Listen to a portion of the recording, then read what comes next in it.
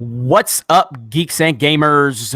It's Jeremy. I am sorry we're late, but it's Anna's fault. But anyway, today we are joined by that Star Wars girl and Jedi Bunny for the first time together on a Geeks and Gamers live stream.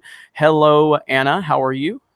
I have had the worst day ever, but I'm doing better now. Yeah, you told us a little bit before we went live, and it sounds like it's been a crazy day for you. And Kelly, how are you? I'm doing great. I'm so happy to be with two of my favorite people. This is awesome. It's great to have both of you. It's something I've wanted to make happen for a while because, well, first of all, we all know Geeks and Gamers hates women. I mean, that's been established by Reddit and people that don't watch the channel. And I just wanted to go ahead and make sure that we confirm that for everybody, that we all hate women at Geeks and Gamers, especially all of the women at Geeks and Gamers. But today is a to make Anna's day even worse, Captain Marvel passes 1 billion today. So, Anna, how you feeling about this? Do you think no idea. You didn't have any idea until I told you? So, do you think that you and I specifically are the reason this movie made 1 billion, according to the internet? That's what they're saying. Well, I think that I did a good job showing the type of person that Brie Larson is, and if people wanted to go and see just how bad she was and they decided to waste their money, then that's their own, issue. I'm not going to watch it. Maybe if it comes on Netflix, but if I'm the reason something made $1 billion, I feel like I should get some of, the marketing credit. I really do. I feel like I should get some of the revenue or, because I'm still paying off college, guys. I could use that. If they want to pay me for free publicity on their stupid movie, right here, I'm waiting. I will give you my information. My email is up there. I heard that. Oh my goodness. Yeah. So, and then Kelly, obviously, you had no desire to go see Captain Marvel, like most of us. Yet it made $1 billion, and I don't understand it. Now, I guess the international totals are really what pushed it to that limit. But even domestically, it still did very well. And I just want to know, for both of you that are women that are within geek culture, did you find that Brie Larson inspired you? Did Brie Larson inspire you as Captain Marvel more than Luke Skywalker inspired you? Just curious how that went. Finish that sentence, Jeremy. Don't even go there. Yeah. I mean, according to Kathleen Kennedy, you guys can't relate to Luke Skywalker, Luke Skywalker was my single most top tier hero growing up from the age of 6 until still to this day. I consider Luke Skywalker one of my fictional, yes, but one of my heroes. So I listen, like Brie Larson, I don't think she's a terrible person, but I certainly don't think that trying to promote yourself as a role model, whether it's that's your character, whether that's who you are in person. I don't think trying to promote yourself in a way it's one thing to want to uplift people, but it's another thing to want to tear down other people. And I think that's the problem that we're seeing today, is that people aren't just uplifting others, they're tearing down the people that they think stand in the way. So I don't think that's the way to go about being a hero or being a role model. No, and you made that rap diss track here for Geeks and Gamers, and you are smart enough to not be on Twitter, Kelly. So you haven't really seen a lot of the negativity, because you kind of just you're good at dodging that and staying away from it. But Anna has faced a mountain of negativity with just how dare she have an opinion that actually calls Brie Larson out. And it's, to me, it kind of just goes back into the point. Women are only as good as their opinions to these people, these SJWs. Same with minorities and everything like that. Your opinions are only as good as they can use them. And they can say the same thing about Geeks and Gamers, but apparently they didn't watch Jesse's video that was uploaded a couple days ago, where Jesse pretty much called me every name in the book on the channel for the second time. And that was the day after we had our heated political debate. And the point is, I just think that we need to stop with identity politics. Identity politics is not the way that you sell a movie. Identity politics is not how you get people to be inspired by movies. You do that by telling good stories. So I mean, to the both of you, I mean, you're both big into Star Wars. I'm curious, and I don't know the answer to this. I wonder if your paths were different in terms of just finding Star Wars and becoming more connected with Star Wars. Because number one, nobody marketed this movie to you, Star Wars, as a movie for girls, and it wasn't marketed as a movie for boys. I know. And so, Kelly, why don't you give us a quick version of your introduction to Star Wars? Well, I have a long video about it on my channel. It's hard because I get so emotionally invested in the story because it was such a moment. It was such a strong moment for me. But basically, I had been hearing about it. My dad had told me about it. It was playing at my grandparents' house. The Return of the Jedi was playing, and I was just enthralled by the visuals and by the atmospheric just awesomeness of the scene in Jabba's palace. But I didn't. I was about 4 when that came on, and I didn't actually see that. It wasn't until 2 years later that I think my dad and I went to Blockbuster Video together, and we rented A New Hope, and I finally saw it, and I think I was immediately just raptured by the entire aesthetic and atmospheric beauty of the film. I had never really seen anything quite like that yet at 6 years old.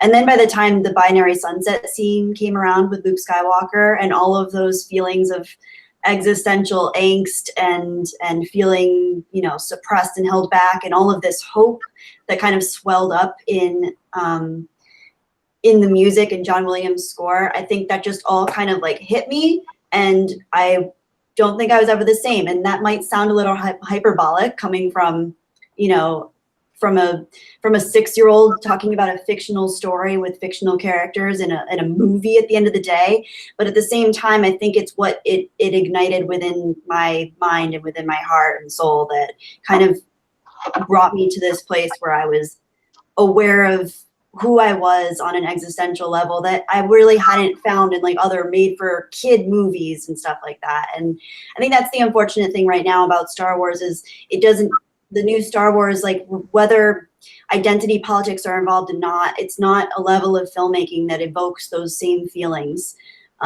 within me. And that's the biggest disappointment, I think. And I hate being negative and I don't like drama, but at the same time, it's something that as a huge Star Wars fan from when I was little, it's a sad time because you want that same feeling again. And it's hard when you feel like everything is about marketing and catering to a certain audience and pandering to a certain audience too. And it feels more like a business decision than art. At least the original Star Wars and the prequels, there was soul and art within them, whether you liked them or not. I love the prequels. I love the prequels, and I'm gonna convince Jedi Bunny of the greatness of the prequels and the prequel era in time. She's starting to soften up a little bit on it, so I'm gonna keep working on that. When you watch the Clone Wars, I think that's going to be the game changer for you. Because even as a prequel defender, even when I watched the Clone Wars, and I completely dismissed the Clone Wars in the beginning, just because of the animation, it didn't look good. I thought it looked really bad, and it looked like, I was like, this is just a stupid cash grab for kids. So I didn't watch it. And so I watched it later on and blew my mind, and it creates, again, the prequels, you can talk about the execution, but do not talk about the story. And when you see the Clone Wars, it expands the galaxy beyond your wildest beliefs. It just makes it makes it so much bigger on a bigger scale, and it makes you rewatch the prequels thinking about all the other things that are going on within the galaxy that you know of, because the Clone Wars took us there. And so yeah, man, it's good stuff. So now, Anna, I know you're what is it? Somebody said something funny in the comments. Say what? Nothing. I don't want to read it, but somebody said a funny comment while you were talking about you. Oh, Bobs and Vagina. Y'all want to see my Bobs and Vagina? No, not that one. Oh, another one? Yeah, it's okay. It was kind of far back, but it was right when you started talking, which I want to know now. No, I'll tell you later. Because that's just gonna open up a can of worms. But it was funny. All right, well, Anna, go ahead and talk to us. Your quick introduction into Star Wars. I was a kid that learned at a very young age that if I screamed, I would get what I wanted. And because I saw another kid do it at Walmart, and then I learned, oh, if I do that, I get what I want. Cool. But my mother decided to hack all of my hair off because I very, very curly hair when I was little, and I'm very, very tender-headed. So if you even like breathe next to my hair, it hurts my head. And so my mother just didn't want to deal with that. So she hacked off all my hair so I looked like a little boy. So I would always wear, princess dresses so that way everyone would say, oh, what a cute little boy. Instead they'd be like, oh, you're like a little girl. And I'm like, I'm a freaking girl. I'm in a princess dress. I'm a freaking girl. And I loved animated movies, and so I would only watch Disney princess movies. Well, I would watch other movies, but I really, really love Cinderella, and I learned later on in life that I like that style of movie because the artist that did the concept art is Mary Blair, and I really like that animation style. And so only watched Disney movies or princess movies. And then when my parents were having my baby sister, they couldn't have me with them, so I had to stay at my aunt's house. She had one Disney movie, which was The Little Mermaid, and because me and my sisters were all a lot younger than the rest of our cousins. So she's like, Anna, I can't watch this movie anymore. And I was like, I don't care. We're watching this movie. And if you want to turn on a different movie, I will sit in front of the TV and scream until it turns off. And she's like listing off all these movies for us to watch. And then she said Star Wars. And I was like, no, I'm not watching Star Wars. She's like, there's a princess in it. I was like, I'm watching it right now. Let's do this. And I mean, this is when I was like 2.5 years old. And I remember I'm sitting in like my uncle's office, and my aunt was a teacher, so she rolled in like that cart that had like the big TV that was strapped onto it. And I remember sitting there and not moving and just being completely captivated by this. And I mean, I was just a little girl that grew up on a farm, and when I saw Luke Skywalker was just a guy that grew up on a farm, and then he was able to leave that, become a Jedi, start from nothing, and be, the chosen one, the guy that saves everyone. And I was like, this is the greatest thing I've ever seen in my entire life, and I'm only 2. And this is like completely changed.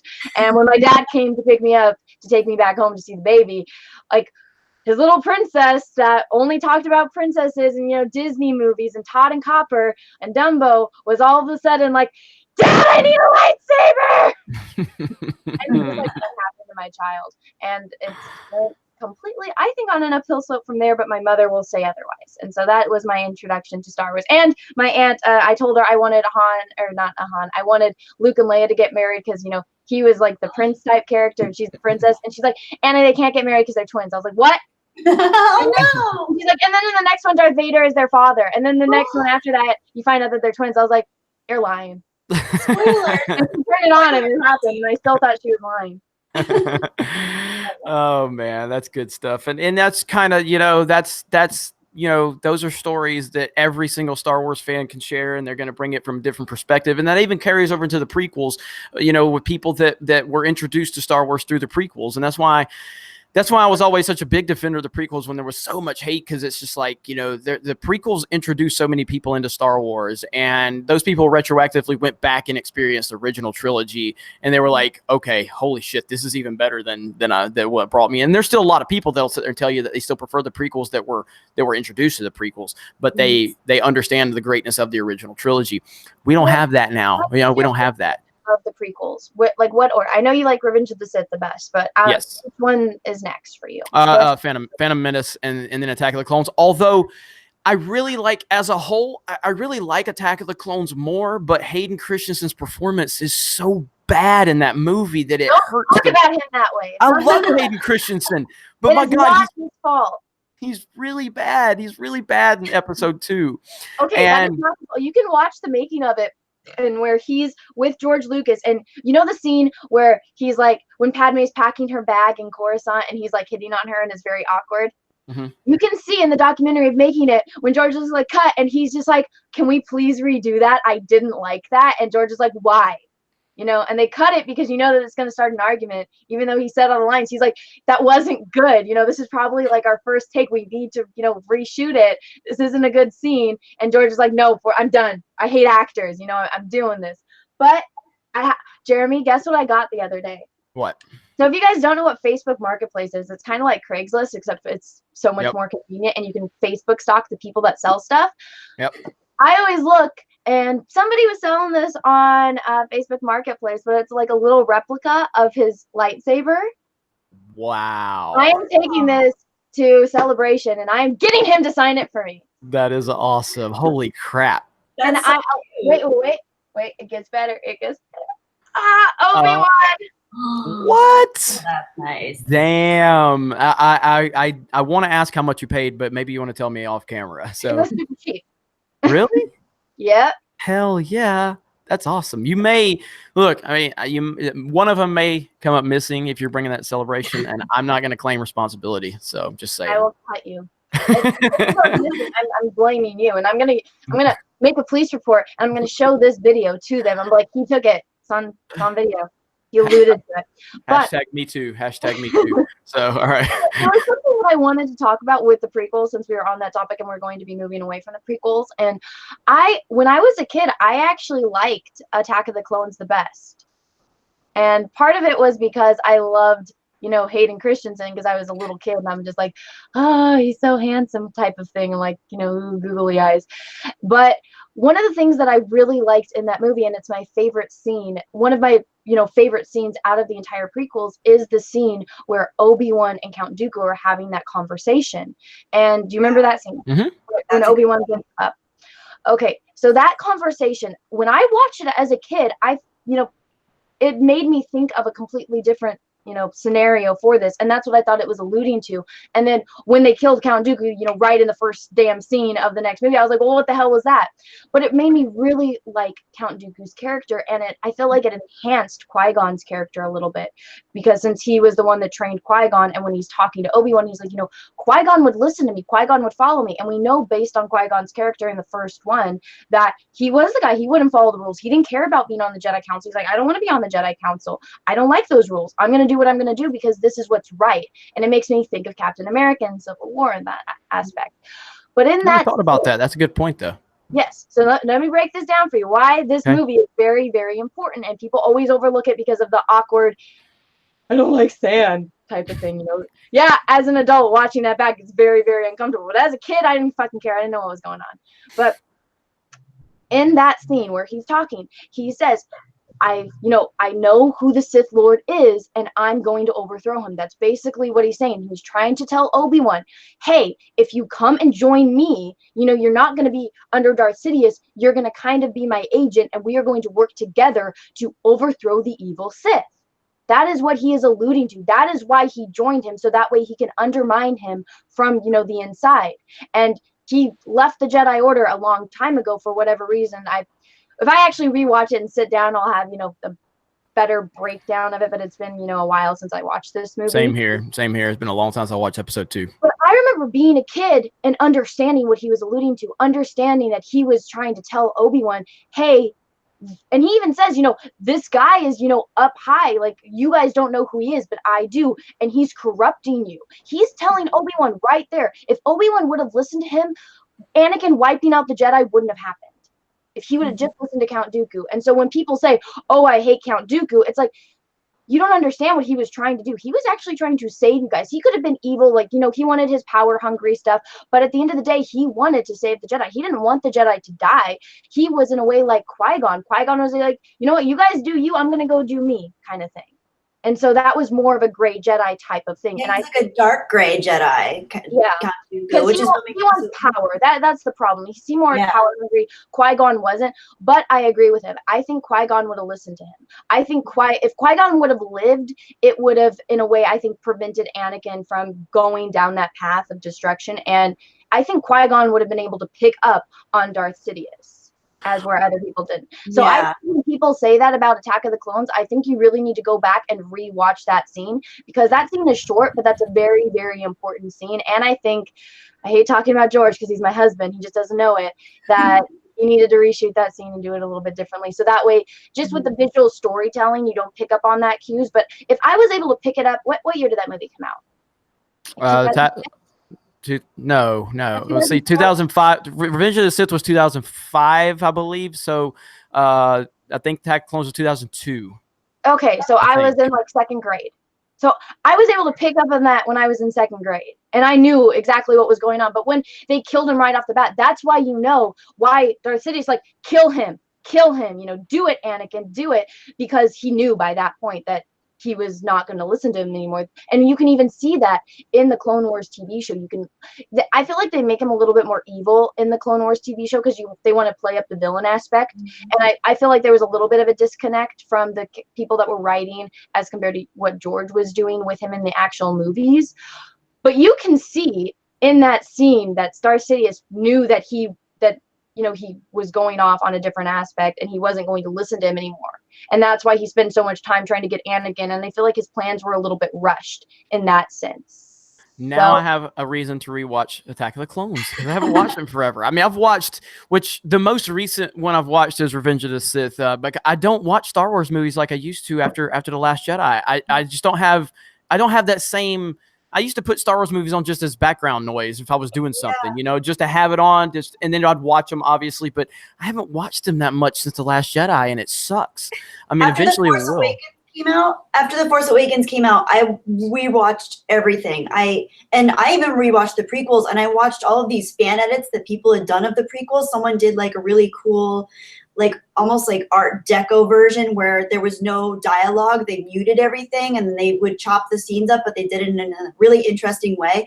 And I rewatched everything. I watched all the behind the scenes again. I totally like geeked out again all over Star Wars, and I was so happy and reinvested. And even if you don't like The Force Awakens, it still ignited that same kind of feeling in me that I hadn't had since the original trilogy, honestly. And like and after The Last Jedi, it was almost like I fell off a cliff of emotion. We all did. Yeah. we all did. Yeah, those are good points, Anna. And everybody's curious what you're eating. We all know Anna eats during every live stream. She always does. You don't understand. I had a really hectic day. I didn't go to sleep until 6 a.m. because I had to make an extra video because Jeremy. We're not going to get into that, but I had to make another freaking video on top of the video I already made and save and edit it even longer because of damn Jeremy. But anyway, I didn't get to bed until 6 a.m. And then I woke up because I got a really angry voicemail from my damn post office. I had to go and get yelled at by some jackass, excuse my language, even though that's not technically a bad word because I'm talking about an animal, but it's actually in reference to a human, so I guess it could be bad. I am eating leftover fries from a meeting I had with my coworkers last night, and they're hot Cheetos. And then I was telling Jeremy, I want to drink this giant thing of apple juice, and I can't freaking open it. I'm so thirsty, and I had to take headache medicine a second ago. It's just not a good day. But talking about Star Wars is making it better. So that was my long story on what I'm eating. And later on, I'm going to have my hot Cheetos, my extra hot Cheetos. That's nice. All right. So that's Anna's long drawn out way of just saying I'm eating fries. So anyway. I'm eating old cold fries that are like stale because I forgot to put them in the refrigerator. And yeah, I'm one of those people that I will still eat things even and now we're getting a hashtag because Jeremy in the chat. So there we go. Jeremy, all right. Let me catch up on a few super chats. Andy Goss, hello. I am an angry white male. I hate women. LOL. Andy, women, but he requested an Ahsoka painting and has an Ahsoka painting. That's right. That's right. And if you're watching, smash the melee button. If you don't mind, we got almost 700 people watching. We are joined today by Jedi Bunny, Kelly, and that Star Wars girl, Anna. First time they've ever been on a live stream together. And it's a really cool thing to see because they both are really passionate Star Wars fans. And I'm happy to have them both on. Also, Andy, I talked to you on email. You ordered some Geeks and Gamers merchandise, and you were wanting to see if we could get that over to you. I think what I'm going to have to do is probably have my guys send that to me, and I will bring it to you to Chicago. I think that's the route that we're going to go. So we can talk on email because I don't think my guys can get it to you in time because it's international and everything like that. So we'll keep looking at it and we'll see what happens. And I'll keep you posted. And just a shameless plug really quick, just because I just brought it up, but go to the Geeks and Gamers store on geeksandgamers.com. We have new merch, shirts, hoodies. We have, we have hats. We have beanies. We have the roll-up cuff beanie and the non-cuff, and then we have tank tops. So go over to check that out. Our mods will drop a link in the description. Let's see. All right, Jaegerbomb. Hope Captain Plywood doesn't ruin Endgame. Off subject, Jordan Peele has gone woke with Twilight Zone. Sad how everything we love is betraying us. It is sad and it sucks. I don't know much about what he's doing with Twilight Zone. I go ahead. Go. I have a request before you get onto this topic, because I have a lot to say on that as well. Make baseball t-shirts. You've already requested this. I want the Ahsoka one, but I don't want a regular t-shirt. I want a baseball tee. Because I am always cold and I need long sleeves. Okay, so here's what we have to do. So I told everybody, you know, the first merchandise run we made was a small purchase, and I told everybody if they supported that, then we would make a bigger purchase, and they supported it big time. And now this is a bigger, more expensive purchase I made, and I told everybody if this sells well, then we take it to the next level. And the next level goes into customization, a helpful Mexican t-shirt, you know. This is your problem. Okay. And I tried telling you this like last year. The way that the way that you do it, where you have to buy stuff and then people have to buy it for you to make money. Just do it through one of those companies that make it for you. I did. I've already done that. I already went that route. This would be so much easier because there's websites where it's like, do you want this type of t-shirt? Do you want this type of t-shirt? Do you want this? Hoodies, every aspect, every color under the damn moon. You don't have to do anything. All you have to do is upload designs and they make everything and do it for you. I know we did that. We did that. We used crypto. No, crypto is the one where you have to bulk buy everything. No, you don't. And then send it. That is what you and Ethan both told me. No, and then I also went through. I've went through 3 of these companies, Anna. You know this. I went through Teespring. I was not happy with the quality that Teespring shipped out. They were terrible. And then we went and hang on, Anna. I can mute you. And then comment. He's trying to silence me, everyone. I'm going to say it again. He's trying to silence me because I'm a woman. What the hell is this? And then there was another company we went through. I'm not going to name them, but we did the Last Jedi broken logo, and they allowed 150 people to order the shirt. And then they turned out that they told us, no, we're not shipping that out because they were based in San Francisco and they didn't want to upset Lucasfilm with the broken Last Jedi logo. So I'm like, I've had 3 different issues with these types of companies. So that's finally why we decided to do it in-house. And we're making more money on our profits, and it gives us complete control. So I'll send you a link. Huh? I'll send you a link. All right. Anyway, Jeremy, just send me the design and I'll just print it out myself. I can do that too. I never got the one for Geeks and Gamers like I asked for you back in July last year. July. Yeah. Interestingly enough, I never got the approval to upload that video on my personal channel about what happened with you on Twitter. But anyway, you never asked for permission. I just said. You want me to go back to the messages and look? No, you know you have permission. You know you don't have to ask me for permission to make a video. I'm not your mom. I'm just messing with you. All right, here we go. Anna-splaining. There it is right there. Hashtag Anna-splaining. Hey, now, if you guys don't want to be Anna-splained, why is my channel the way it is? Well, you guys like the way I explain things, so don't even complain about that. All right, let me get back to super chats before we get interrupted again by the person that's going to have 1 million subs by the end of next year, probably, that Star Wars girl.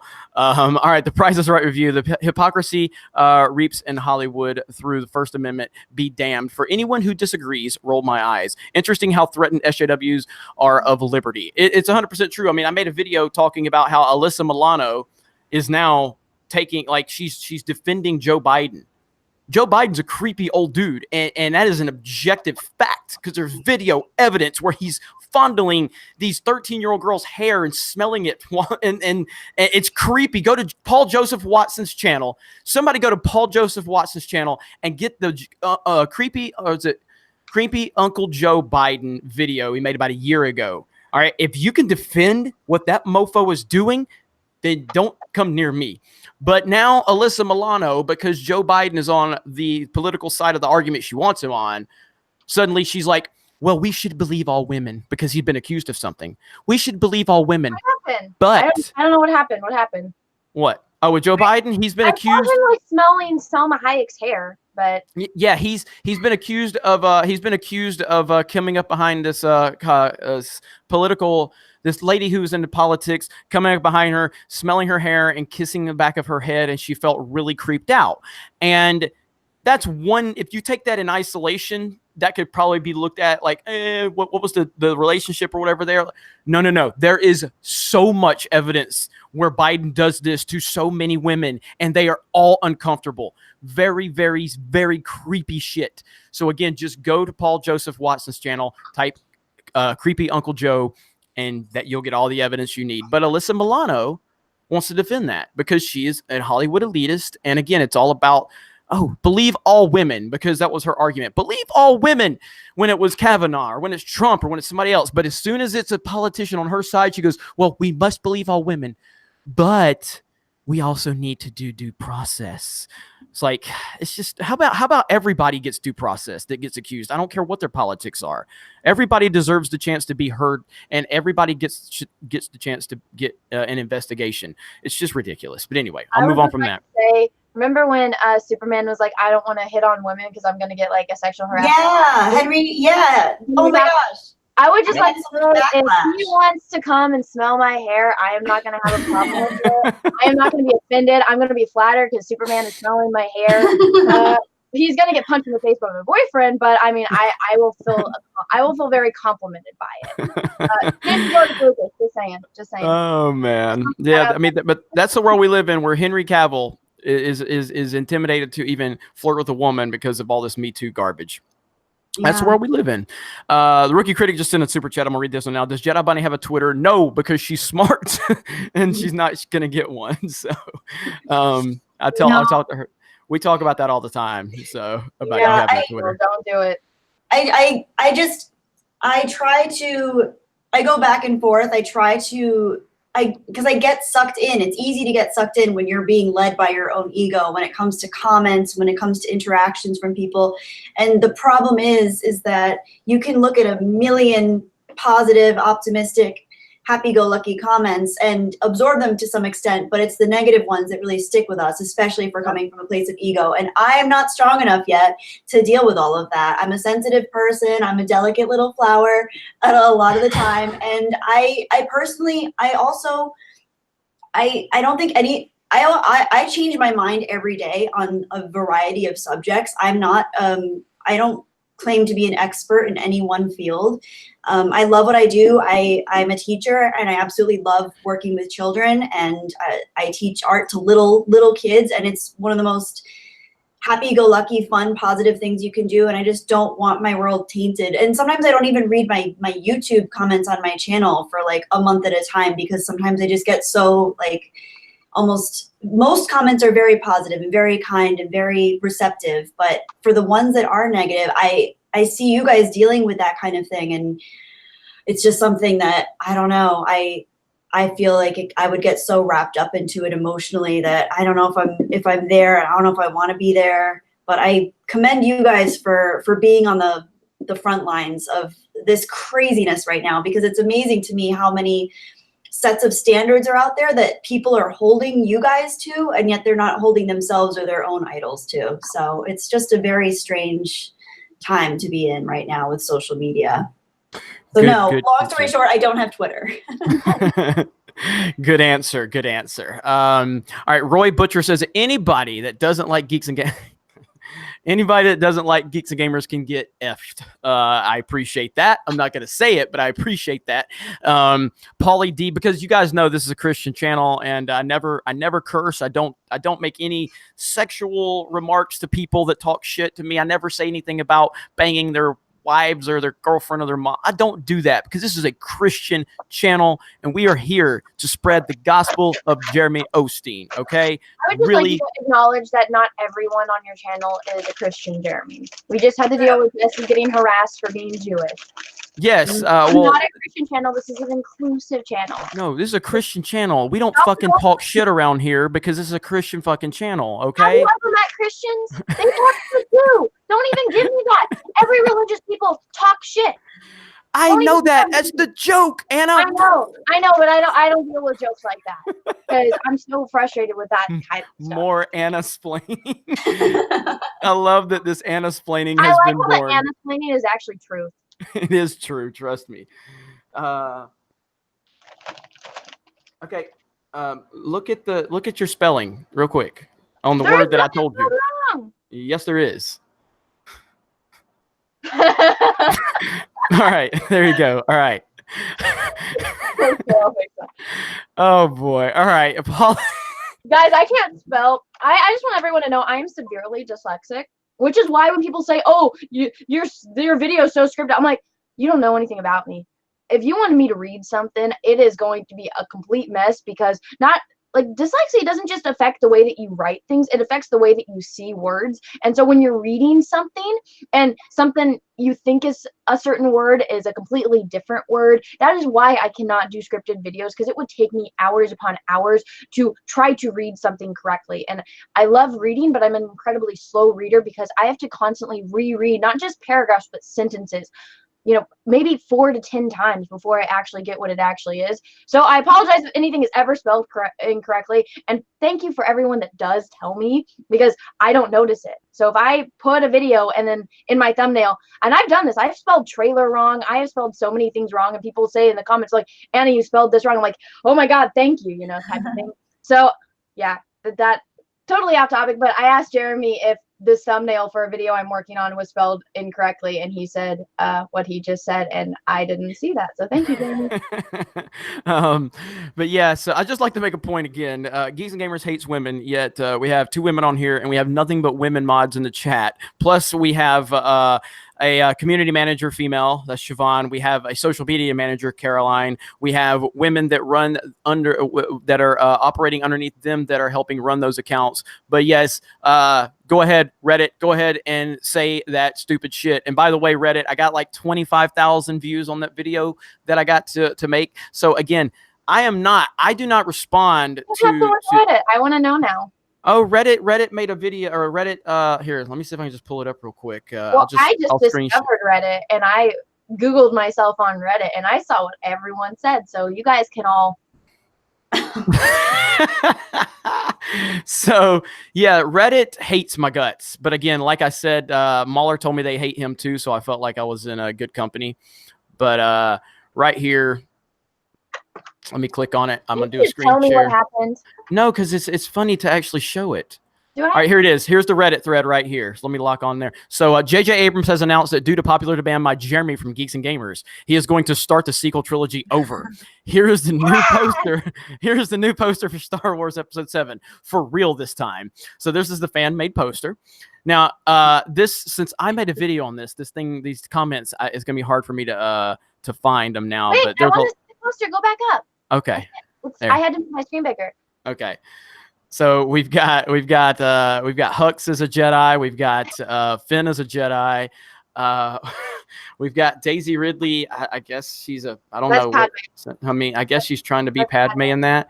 She looks like she's like a princess on Endor / Naboo. Like the hair style reminds me of Leia when she was on. Yeah, we got Max von Sydow. When right after Anakin just kills everyone at the Jedi Temple and he comes home to like kiss Padme. And she's like, all right. She's in that blue outfit with the headband. Oh, I see what they did there. Okay. And yeah, so then down here in the comments, people are saying like, no, there's no way Jeremy would like this poster. It has too many women on it because Geeks and Gamers hates women. And they're like, yeah, Jeremy can suck a dick because he hates women. He hates all women. And I'm trying to find it now. But this has gotten blown up since I made a video on it. So here it is, Geeks and Gamers. So why so many women on the poster? Jeremy can suck a dick. What a waste of space of a human being making money off shitting on other people's work. Yet that's what you're doing on Reddit right now. Huh? Do people get paid from posting stuff on Reddit? No, I'm just saying that, but that's just what they're shitting on other people's work, though. You know what I mean? So it's like, what does it matter if I'm making money because people enjoy my content, you know? So it's like, you know, and then all these YouTubers are a waste, a bunch of children who never grew up. All right, but they say that, but look at the people that worked on movies. People that work in the industry do that because they grew up loving it from a very young age. whenever I go to work events and I go talk to other artists that are working on movies for, really big companies like Lucasfilm, like Blizzard, like Nickelodeon, like DreamWorks, everyone that works there because they loved it as a kid, and it, shaped how they are. And you can go talk to people that aren't in art. You can go talk to people that are engineers. You can go see people that went to school, got a degree in engineering and science, and guess what? They work at Pixar because they have to build the programs for it. And they said, hey, I could go easily work for NASA or for, the States and make money, but I love these movies because I love them as a kid. So you want to give people shit for liking something that they've liked since they were kids, when you really should actually do your research, which I feel like I need to make a t-shirt that says do your research. Because people wouldn't be making movies for your entertainment if they didn't grow up loving them. Very rarely will you ever meet someone that says, oh yeah, I just work here because it's a job. No, these are jobs that are very, very sought after, and it's very hard to get a job in this industry. You have to know people. You can't just submit your resume because they will not look at it. They hire people based on who they know and if they want to work with them, because they are so successful that they can pick and choose who they want to work with. And they're not going to work with anyone that just like, oh, I'm just here because I have to be here. I'm just here for a paycheck. You go ask anyone at these companies, that is not the case. Maybe it's well Sony, said. but that's Well said.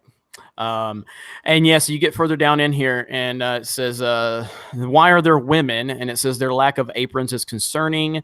And then it says, Geeks and Gamers hates women, so why would they approve of having gasp to women on the poster? Somebody then says, Jeremy doesn't hate women, though. Jeremy won't be happy with the amount of women on this poster. It's way too many.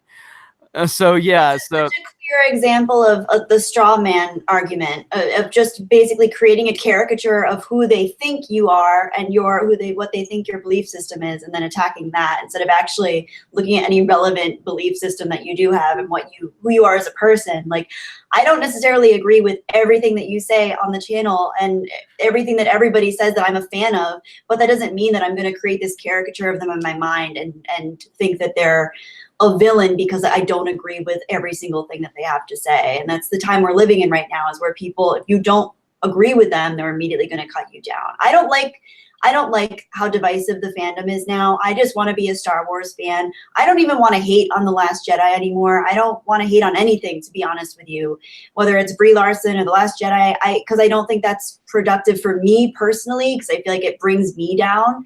But I still want to feel like I can be a fan of something without my biggest problem is I want to be able to be a fan of things without feeling like those things are being undermined, whether that's retroactively. Like, my problem with The Last Jedi was that I felt that they went back retroactively and changed what they thought was wrong with the original trilogy and with Lucas's, sorry, my cat's grabbing curtains. Hi, Nova. So that was my problem. That's my problem with anything right now. This whole thing about anti-SJWs too, like, I'm not anti-SJW. I have no problem with social justice and with equality. My problem lies with this expectation that everyone should be held to the same standards, and yet you're only holding certain groups to these standards. And I just don't find that to be fair or intelligent. And I think it's leading us down a path that's very dark, and I don't think people realize how dark that is. You can't just choose who you want to be held to a standard and then say that, well, that's them and they're problematic and this group is problematic and their freedom of speech is problematic, and not see the other sides and intricacies of that. Because people are so, I do this all the time, but people are so complex, and you can't just lump everybody into a category, and you just can't. Nice. It's just dark.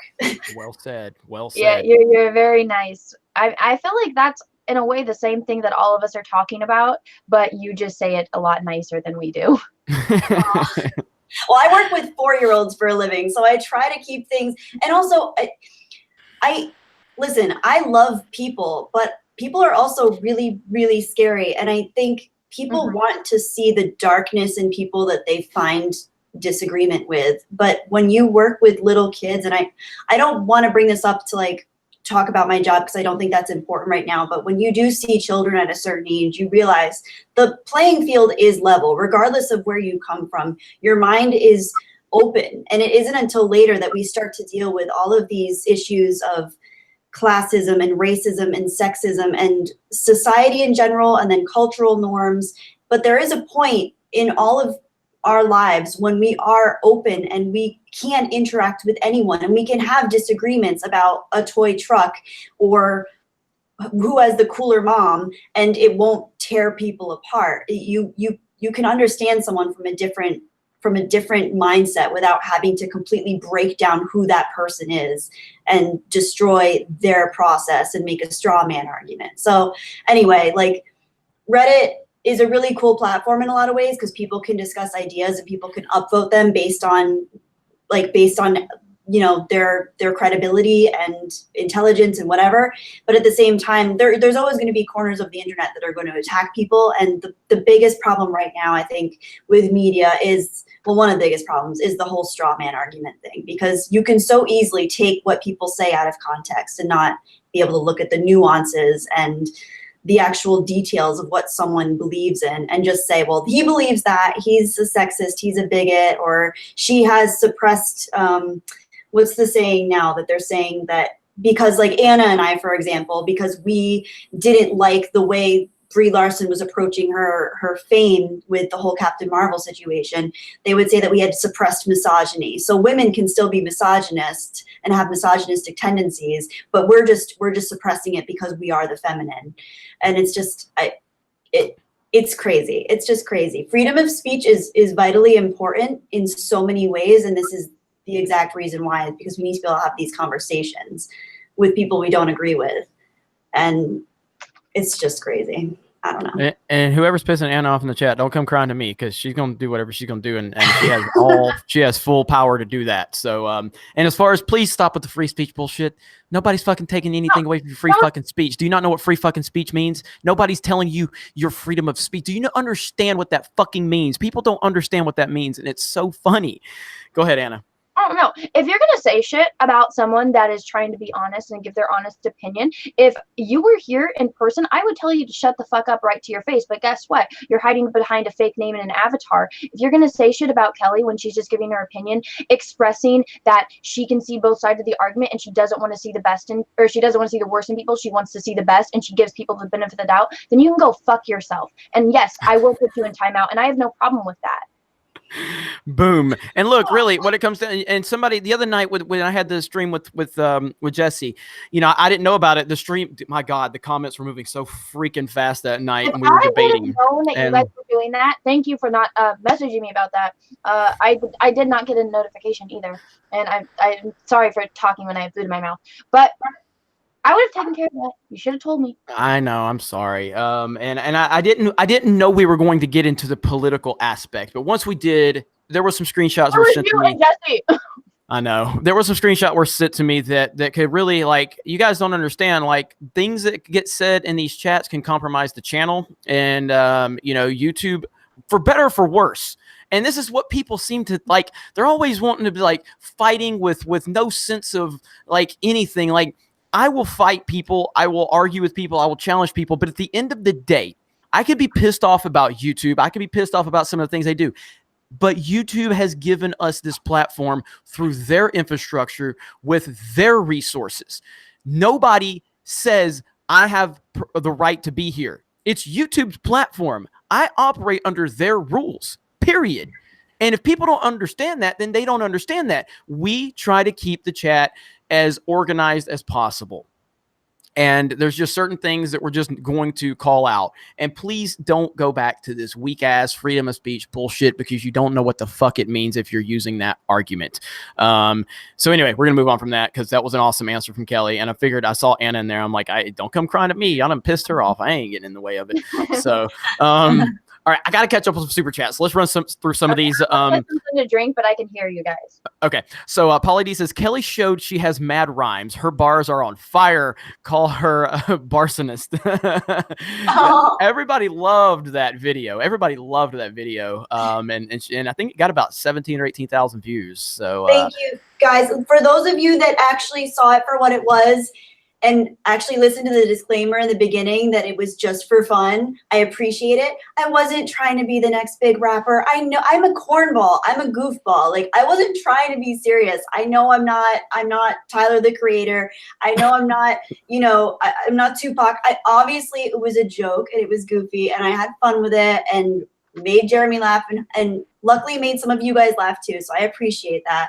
And I stopped looking at comments once I saw how many people were writing cringe. Of course it's cringe. I'm a white girl rapping. Most, like, of course it's cringe. Oh my gosh, there's a dog on the screen. I'm done talking.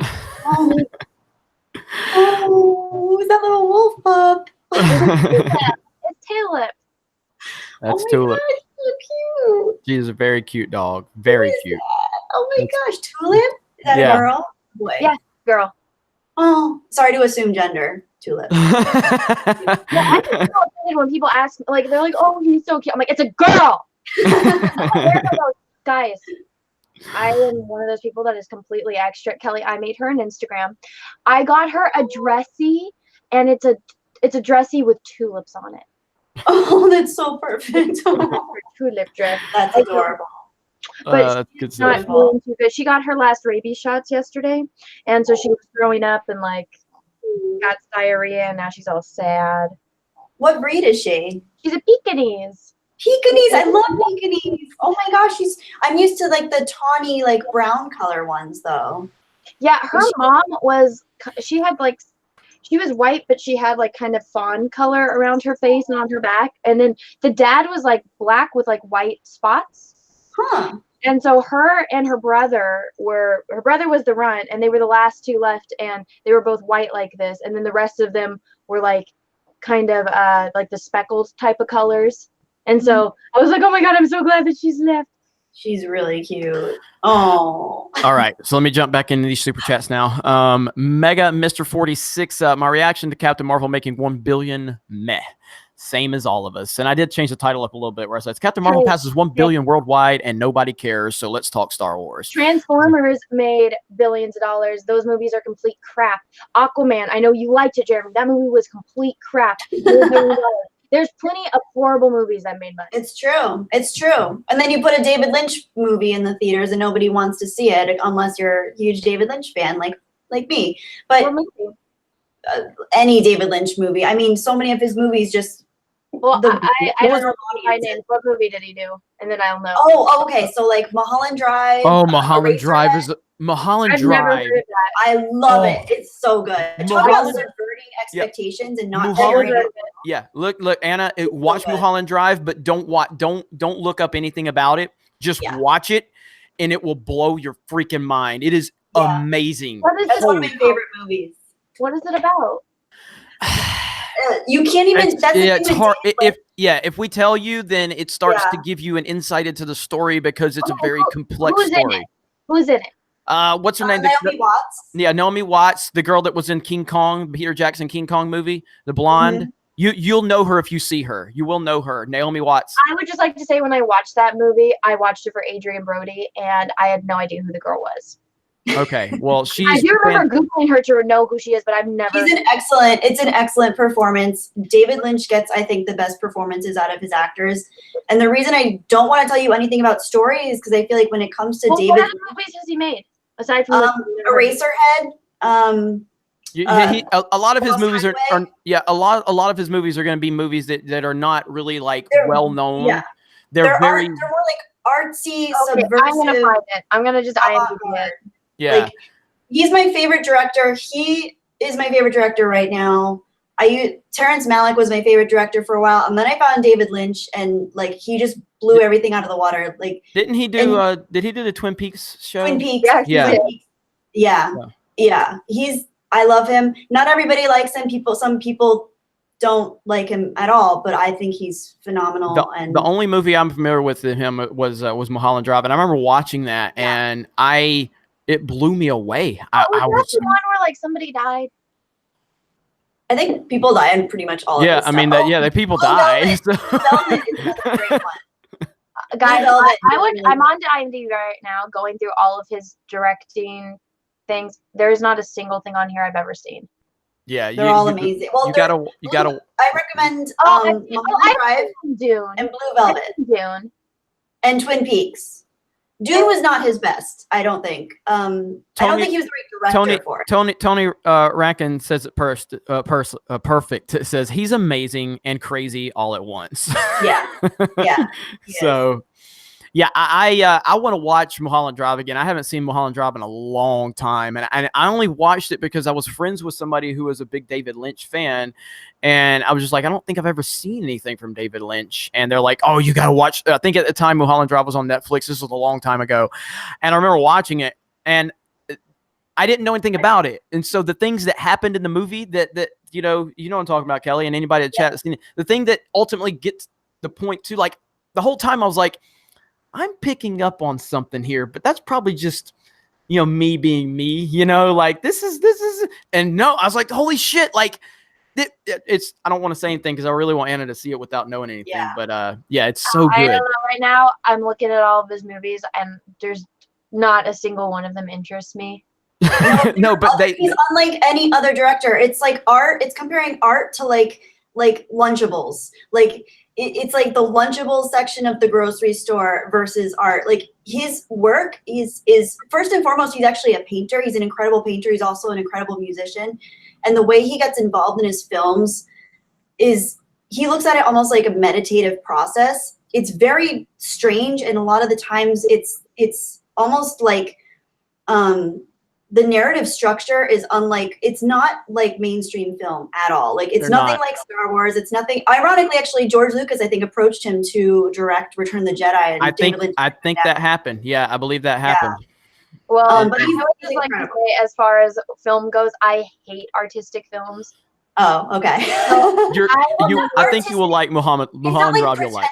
Well, here's I don't my find thing. When it comes to stuff like that, is I usually don't like it. I like my films to be a certain way. So my favorite director is Quentin Tarantino. I love Tarantino too. I like the aspect of how he has amazing dialogue and he shows the intellectual side of a human being, and then he shows the completely animalistic side. And a lot of people don't like that, but I love it. I love seeing that divide between people, and you can have the most intellectual people in the world having these conversations, and then the next scene, they're killing everyone. It's a bloodbath. I love that. As far as these movies, I remember watching Dune, but I had already read the book, and I remember Sting was a big thing. Like, oh my gosh, Sting is in this type of thing. And the way that he did the worms and everything, and the way the main character was kind of portrayed wasn't the best, but with the technology that he had at the time, I didn't think it was the worst movie in the world. Dune is not a good representation of Lynch's work. Like, that's probably the least of all films that he's done. I'd say see Dune last, because it's not really Lynchian. Like, there's actually a term in the film world that's when something's Lynchian. Like, whether you're a fan of movies or whether you're in the field of movie making yourself, the Lynchian term, it's this very surreal element where he incorporates kind of this fantastical element of the human subconscious, and he injects that. It's not artsy, pretentious artsy. It's Terrence Malick, I think, could be perceived as kind of a little more on the pretentious side. I still love him, but I get why people don't like him, and they his audience is divisive. But David Lynch, I think, if you look at it from the right perspective, he just does something entirely different, and it's not he doesn't adhere to a structure or a formula the way most filmmakers and most films do. But it's also something where if you're watching it, don't try to figure it out as you're going along. Just it's almost like a meditative experience. Just let the images come and just let it unfold. And it's really, really cool. I don't know. It's hard watching 2001 Space Odyssey. It's a little more like that. Oh God, hell no! You don't like to? Okay. No. Well, maybe, yeah. Hey, let me jump in. Let me jump in real quick. I gotta say this, and I'm serious when I say this. I've seen a lot of people. I like it, Jeremy. Well, hang on. I've seen a lot of people in the chat making references to looks and things like that, and I just want to say, stop focusing on me, because I know you're talking about my looks. People said, who's the beauty? I've been here for the past year and a half. Can we stop focusing on my good looks for once and acknowledge the women on the show? I'm just saying, please. Okay.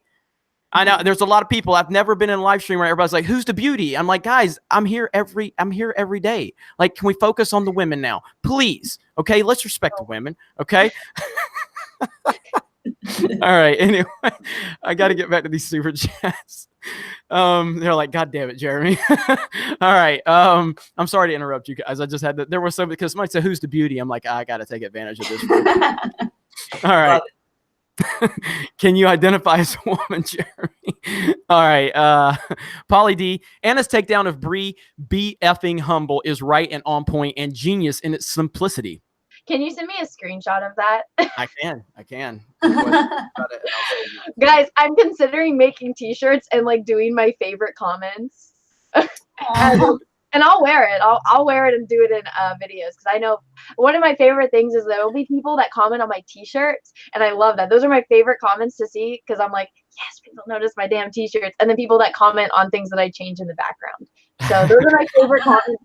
So I will make t-shirts.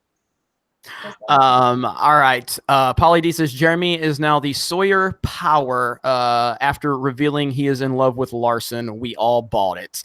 Yeah, I don't know if you guys saw my video where I basically, my April Fool's video was me admitting, I just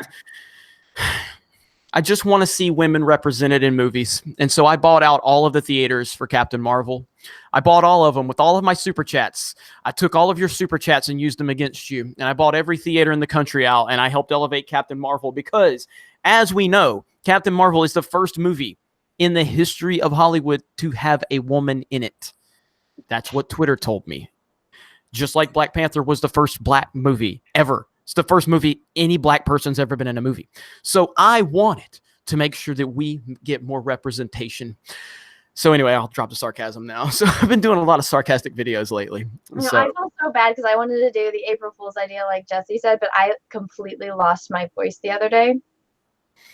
Did you? Why? You're screaming about Brie Larson or something? Warriors. Screw the Warriors. So, but excuse me? Hey, at Who least the hell are you fans of now? Oh yeah, that's right, Miami Heat. Oh yeah, why are they? What the Heat? You said you liked the Heat when we first talked about sports. Orlando Magic. Really? Yes. God, dude. Not the Heat. The Heat had LeBron. No. Oh, no, you said when we first talked about. I can go back and hunt down this live stream. Please go. You'll never find me saying I like the Miami Heat. Never. Well, hey, when we were arguing, you were defending them. I would defend LeBron, but it's a good player. But I'm happy that he's not in the playoffs. I've never liked Miami ever. I feel like we had this conversation because I wouldn't just be making this up. You just, you know what? Can we get a new shirt for Anna? I make stuff up because that's what she just did. I'm a professional artist. I make stuff up as far as art, but as far as this, I would never make something like that up. I remember we specifically had a conversation. I think you just got two Florida cities mixed up and Florida teams. No. Is pretty much. No, I didn't. I remember because we were talking about LeBron, and it was one of those arguments when we were arguing about him. I apologize, guys, for talking sports, but I'm a huge Warriors fan right now. And well, I've always been a huge Warriors fan, but me and Jeremy do not agree. Heat fan Jeremy account coming soon.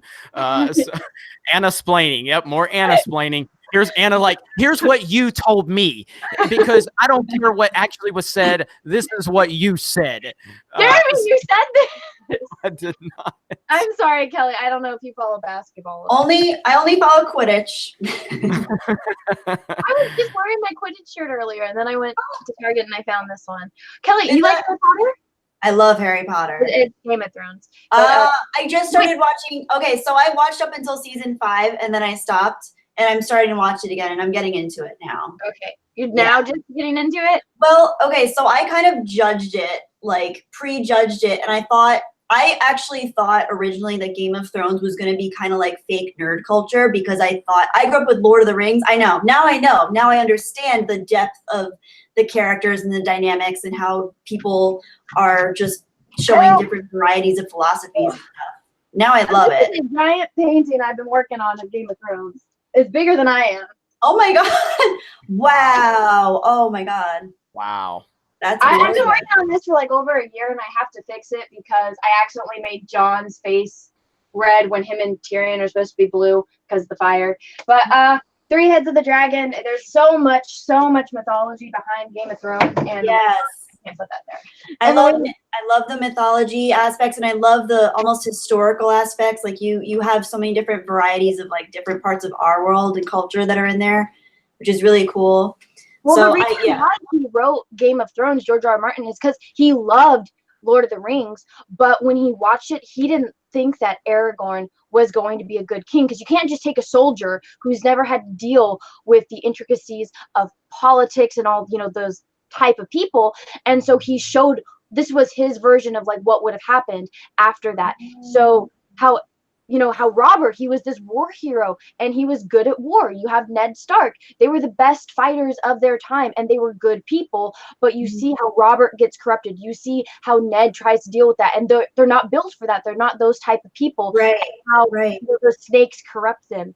That's what the whole basis of Game of Thrones was. That was where his idea sparked. And then he looked at history of England and he wrote his own story, and he was inspired by Lord of the Rings. So. Okay, that's so interesting, because yeah, I just made kind of a snap judgment, and I think I kind of got turned off by the whole like subculture, and there was like a huge fandom backing it, and I felt like I always grew up as like kind of like a closet nerd. So then when all of these people were like, I'm a huge Game of Thrones nerd, I was like almost overwhelmed with the amount of like nerddom in the world, and I kind of like I judged it. Popular to like nerdy. It was wrong. It's popular to like Harry Potter. It's popular to like Star Wars. It's popular to like Game of Thrones. And yeah, now it is. Yeah, exactly. I mean, I guess it always was to an extent, like looking back, but at the same time, I don't know. It's just a different time now. I feel like being into, like, you could be a fan of Star Wars, but like if you like wore that on your sleeve when I was growing up, it was kind of like not the norm. So now when everybody's like wearing Star Wars shirts and Lord of the Rings, stuff, and Harry Potter stuff, it's really cool, but at the same time you're like quick to be like, how much of that is authentic and how much of that is kind of like jumping on the bandwagon, like the whole hipster. You can talk to people and they haven't read the books. They don't know about Game of Thrones. Guys, I do know that David Bowie was in Twin Peaks. That is the only time I ever watched the show. That was in the Fire Walk with Me.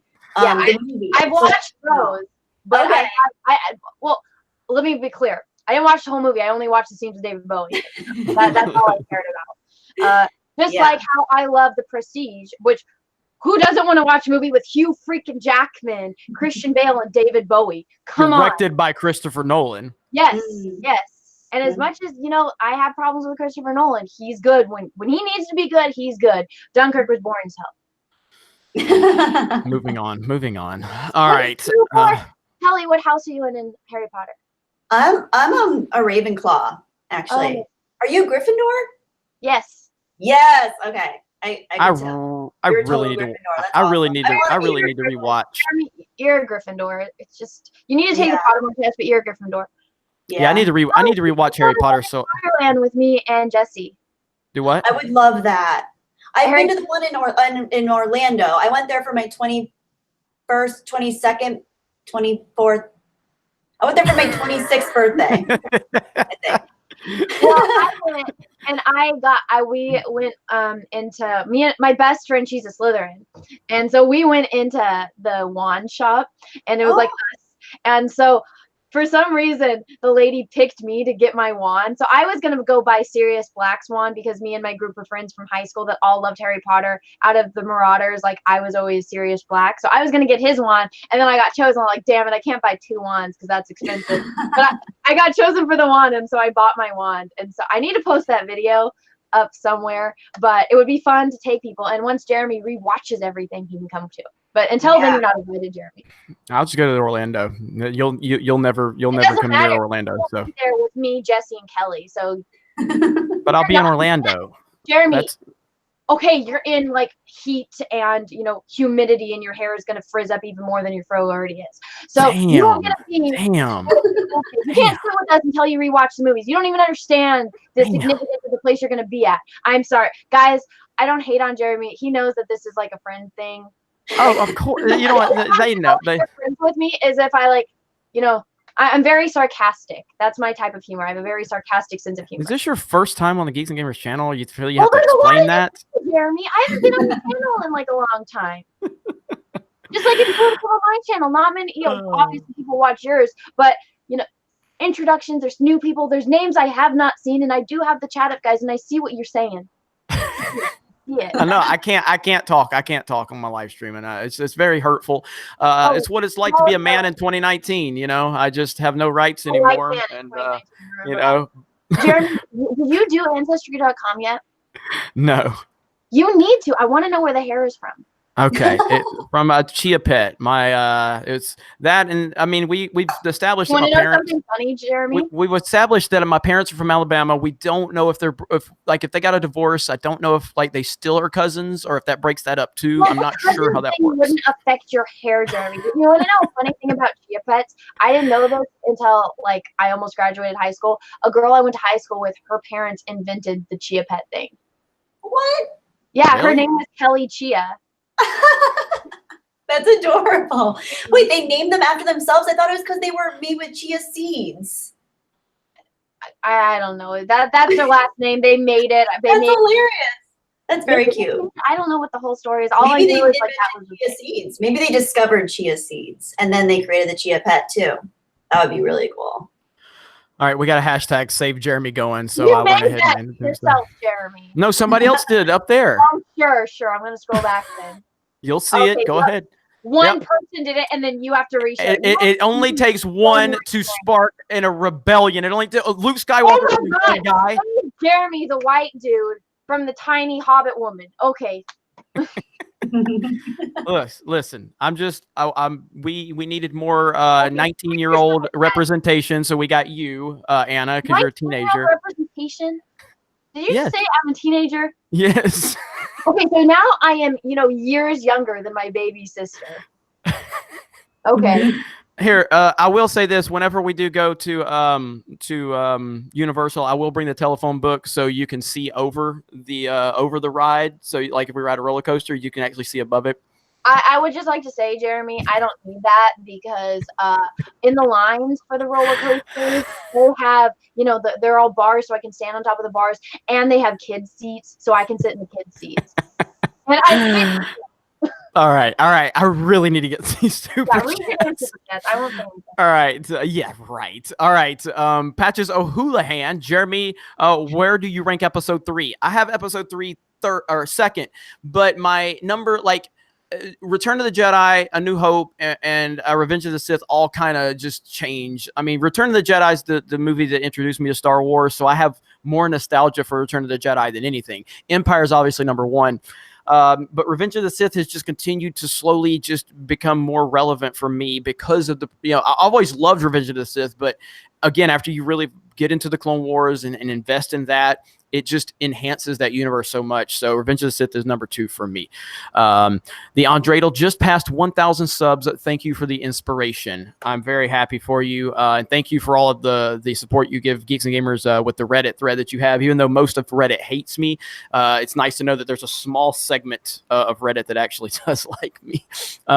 Andy Goss, you're the best. Love watching you all. Keep up the great work. Thank you for making a big difference in my life. Can't wait for episode 9 panel. Kathleen's going to get roasted by all of us.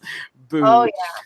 Yeah, and Andy, I know, like, I mean, you've got your Ahsoka painting right there in your profile that Anna, did for you, and it's a phenomenal painting. And I know you've been a big supporter of her channel, and seeing the growth that she's going through, and so you're a great part of this community. We really appreciate it. So, proper Jenny.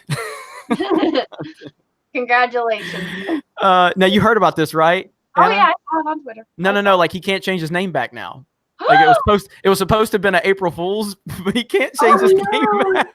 Why not? And because YouTube won't allow him to change it, because I guess he's already changed it before, like a couple of times, and so there's like so he says, so unless I can get in contact with YouTube, Google, or anyone, I guess this will be my name for the next 3 months. My trolling has caught up to me. Oh my God, I'm so happy right now.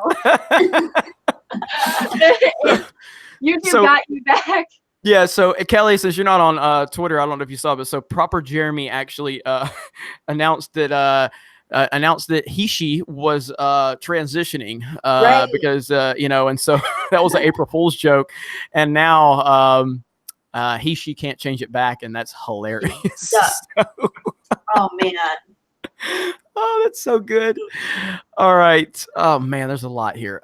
Jazz 17. Smallest violin in the world for your problems, Jeremy. I know it. Jazz, yeah, says the person who the other day was like, the other day I didn't get 1,000 subs in one day, and I was like, what is going on my channel? Jeremy, that was like a month ago, and I said like this is the most first world problem I've ever had. Jazz 1781, thank you for the super chat. The Price is Right review. Jeremy, I have to disagree. Hayden did a Heath Ledger performance as Anakin Skywalker. Why? What was Anakin's overall mindset through his life? Confliction from a slave boy, Jedi, and Sith. Look, man, I will let you argue for that performance, but don't bring Heath Ledger into it, dude. I mean, that's a whole different level. Like, that's the greatest acting performance I've ever seen, period. I have heard people make the case for Hayden in episode 2, and I understand and I appreciate the case. I don't buy their case for him. I argue best performance ever was David Bowie in Labyrinth. I mean, that's a great performance, but it's Heath Ledger. So it's David Bowie. It's Heath Ledger. So. I love Heath Ledger, but it's David Bowie. You will not win this. Well, I mean, you're biased, so it's fine. I know I'm biased, and I know I'm not. We got you. Never mind. I'm not gonna say that on the air. But anyway, I'll text you what I was gonna say. All right. Cookie licking Anna says, "Where is my do it if you can get away with it merch?" Anna. Are we gonna put that on Geeks and Gamers or not? Are you gonna do that? That's my thing. You're telling me like all these designs I have to put on the site. So yeah, the ones that you already have made. Oh, here you can have the one. I'll make it for you. I'll have it where like it's just my own personal design. And I actually had a good idea, but I wasn't on the High Council to tell you. But I was listening. Remember when you got asked if you could do the fandom minutes, and you said you would ask Ethan if it's okay? I think what everyone should do is if you want to have it, then have it. But then have like Geeks and Gamers under it, and then Ethan can have, or like it's advertised on his channel that there's like a little patch with the Comic Artist Pro Secret on the sleeve, and so everyone can have it, but then it'll show like which channel you have the t-shirt for. That's a good idea, actually. Yeah, because I have good ideas. But for the occasionally I want to do where it says that, but then it'll be like me and you in the car, and it'll just be kind of like how this is just like very like what the symbol is, but it's not detailed type of art, and you driving and me screaming at you, which happens every time we do the driving Miss Anna. Every time, I Odin finally started screaming, but still, I think I've yet to have. Odin was so uncomfortable. I felt so comfortable. He really was. 5 miles an hour. I didn't know. Why do you want to talk about hookers? Why? Why would you want to get a hooker from there? I mean, at least go to a nice place to get a hooker. And New Orleans has. Are you? How disrespectful! The hookers of New Orleans, they went through a lot. Okay, and I'm trying to help the economy. Okay, I highlighted with my mega YouTube channel that pushed Captain Marvel to $1 billion. I took that platform, and you were disrespecting women. I made the world aware of New Orleans hookers, and the New Orleans economy is now better for it. I heard from my sources. That the hooker industry improved 122% overnight just because of my live stream. Okay. So you're welcome. You're welcome, ladies and gentlemen. And I hear Proper Jenny is moving down there because the economy's booming now. So oh my God. All right. Let me get on. Stone Cold Jeremy. Anakin had to destroy the Jedi as he was the chosen one. And the Jedi were powerful for so long. The balance had to shift to the dark side. That's probably on the point that you were making earlier. Doesn't have to shift in that sense. You can go look at the Knights of the Old Republic, where there's not just two. The role of two did not exist until Darth Bane. So you can very much argue that point. Darth Sidious didn't have to just sit there and have one apprentice. I mean, look at Ventress. He could have gone and built his own army, but no, he wanted to have all the power. He didn't want to have any competition, which is why he manipulated Anakin into killing everyone and doing the dirty work for him. Do your research. Boom. All right. Lucasfilm spelled PHILM, which is hilarious. The Last Jedi is a cinematic masterpiece. Rian Johnson is a goddess. All hail Captain Marvel. Yes, Queen. Geeks and Gamers underwear would be life. You know what? I told you guys, like, okay, so let me show you this one more time just for the chat, because again, go to geeksandgamers.com/store if you want to check out our merchandise. But this is something I'm going to look into, but I've got to do more research to see. So I'm a big fan of Barstool Sports. Barstool Sports is pretty much who I strive for Geeks and Gamers to become one day. And they hate Roger Goodell. Roger Goodell is the commissioner of the NFL. Roger Goodell he's a really hated individual. What I want to do, and I don't know the legalities to this. Barstool obviously has a lot more money than I do, but one day I hope to be on their level. But so this is out on all of this when you started mentioning the NFL. This is the shirt they did for Roger Goodell, and I want to get one with Ryan Johnson for Geeks and Gamers. I want to make a Ryan Johnson T-shirt with the clown nose for Geeks and Gamers, and I would love to make that. Design, Jeremy. Huh? That's ripping off somebody else's intellectual design. You can change it a little bit. I can do it for you, but if you're gonna just do that, that's ripping off somebody else's, creative design. Well, I don't know if they're using a public figure against his will. Yes, but that is their design by taking it and then putting the thing on it. So you're taking somebody else's artwork. I could put a dunce cap on Ryan Johnson. I think what you should do is, if you want to put the nose on, emphasize how his head is like round. You know how clowns, they emphasize certain things and they'll put the things on. So maybe make it more clown aspect, and that way it just won't be copying the design. But if you did that, that would be copying somebody's design. Well, and I know I have connections with people at Barstool. I totally could ask them. And then Barstool's cool as hell. They've gotten copyright stuff from the NFL before.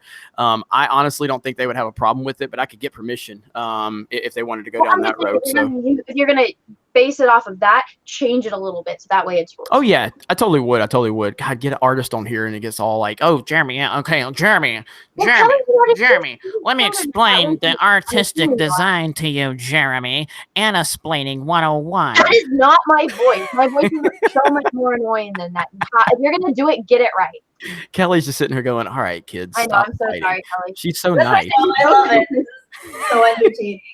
She's like, I'm not an artist at all. I don't know anything about the art world, not at all close to the level that you do. So I don't understand like the free market and all that kind of stuff. I don't know. I like to doodle, and I teach art to like 4-year-olds. So you don't need to be that well-rounded in art to do that, but I appreciate it.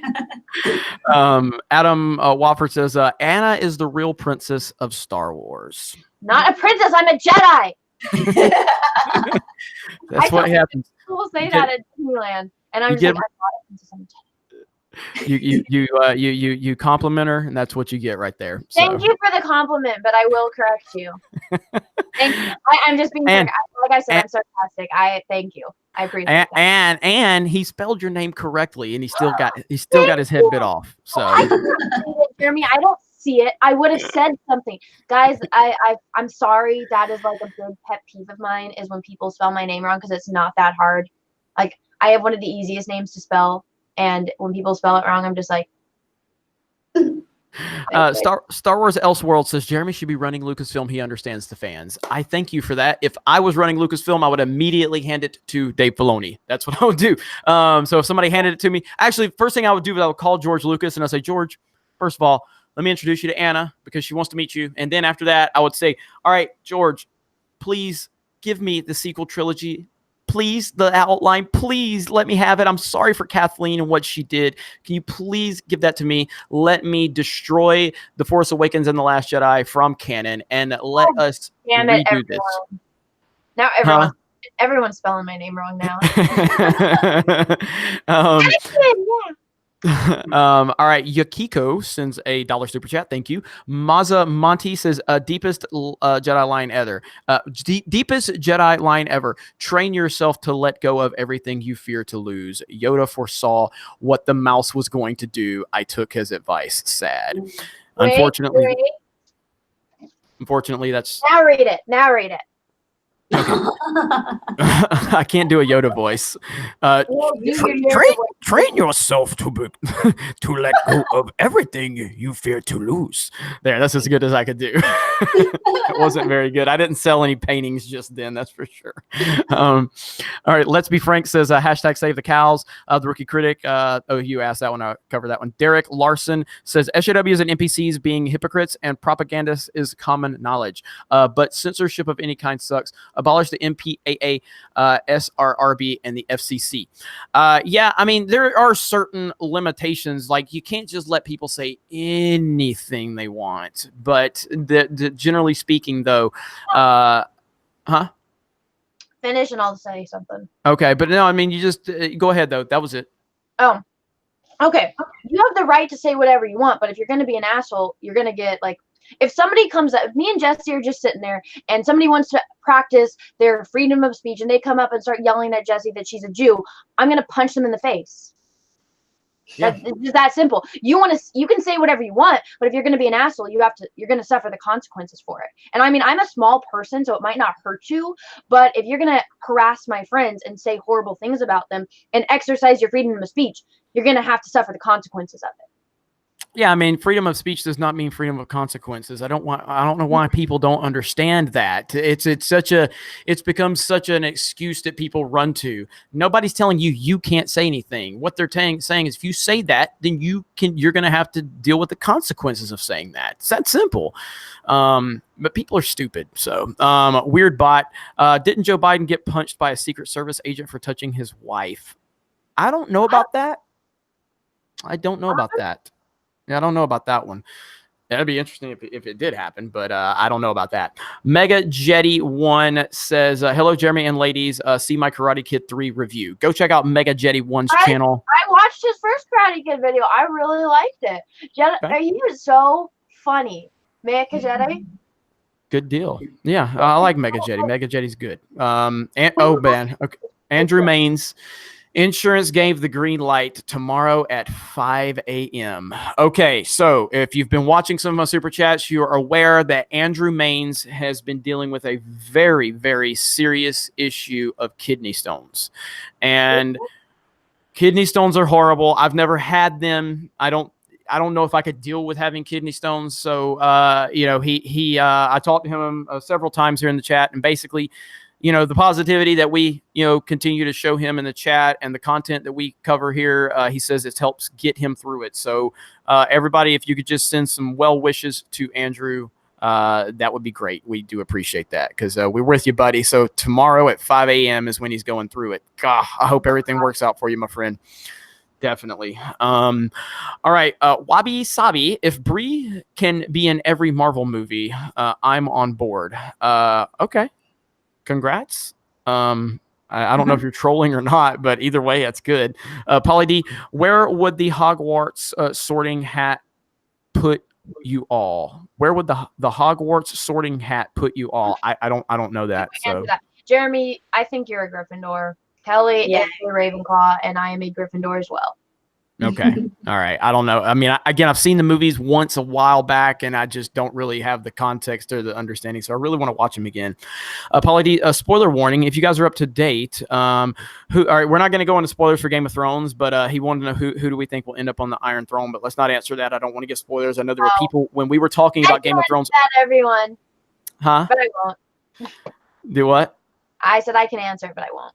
Yeah, so I know people in the chat when we talk about Game of Thrones, people are like, I'm only on season 3, I'm only on season 4. So we'll and Kelly, you're not even caught up, are you? I just restarted. I've seen up to season 5, but I just restarted at season 4 again. So. Okay. But I still have my theories, but I won't share them. All right. Darth Celsius says, Evening, Anna, Wonder Woman, and Jeremy. Thank you. Thank you. I like how you refer to you as Wonder Woman. So, Wabi Not Sabi says, we need a level of film diversity, only non-white males. I'm assuming you're trolling at this point, but I don't know. It keeps sending money either way. Comrade Commodore, better known as Cobra Commander. So check this out. There's this guy named Eric Hawk. He's been sending me super chats for months, and I've called him Ethan Hawke every time. And last night, he finally corrected me on a super chat. And I said, shit, it really is Eric. And then I brought up the Comrade Commodore situation. I said, Anna, one time she called him Cobra Commander, and I haven't let it go. I've been calling you Ethan for like 4 months. So I don't get a pass to make fun of Anna on that one anymore, yet I will still do it. Just because she said Cobra Commander when we were doing the driving with Miss Anna. And she says, Cobra Commander, yada. I was like, Cobra, what? What are you talking about? Severe dyslexia. Have to read things, multiple times to get it right. We're driving. I'm trying to look at a phone with like a chat that's moving 100 miles an hour, and I saw the words, and with you loving what is it, G.I. Joe? Yeah. That's what I thought of. So I apologize. Let's see. He says Gryffindor is for the people who couldn't get into Slytherin. Hashtag change my mind. Cool kids go to Slytherin. Okay, no. Let me explain the difference between a Slytherin and a Gryffindor, because all of my friends were like, Anna, you're not a Gryffindor, you are a Slytherin. I had to explain this. Hang on. I'm gonna let you roll. I gotta go. I gotta go pee. I'll be back. No, actually, you know what? I can't, because you need to understand. You need to know the difference. Oh, well, damn it. You can tell me later. Go to the bathroom, and me and Kelly can talk about something while you're gone. All right, bye. Bye. All right. What do you want to talk about? He's gone. Anything.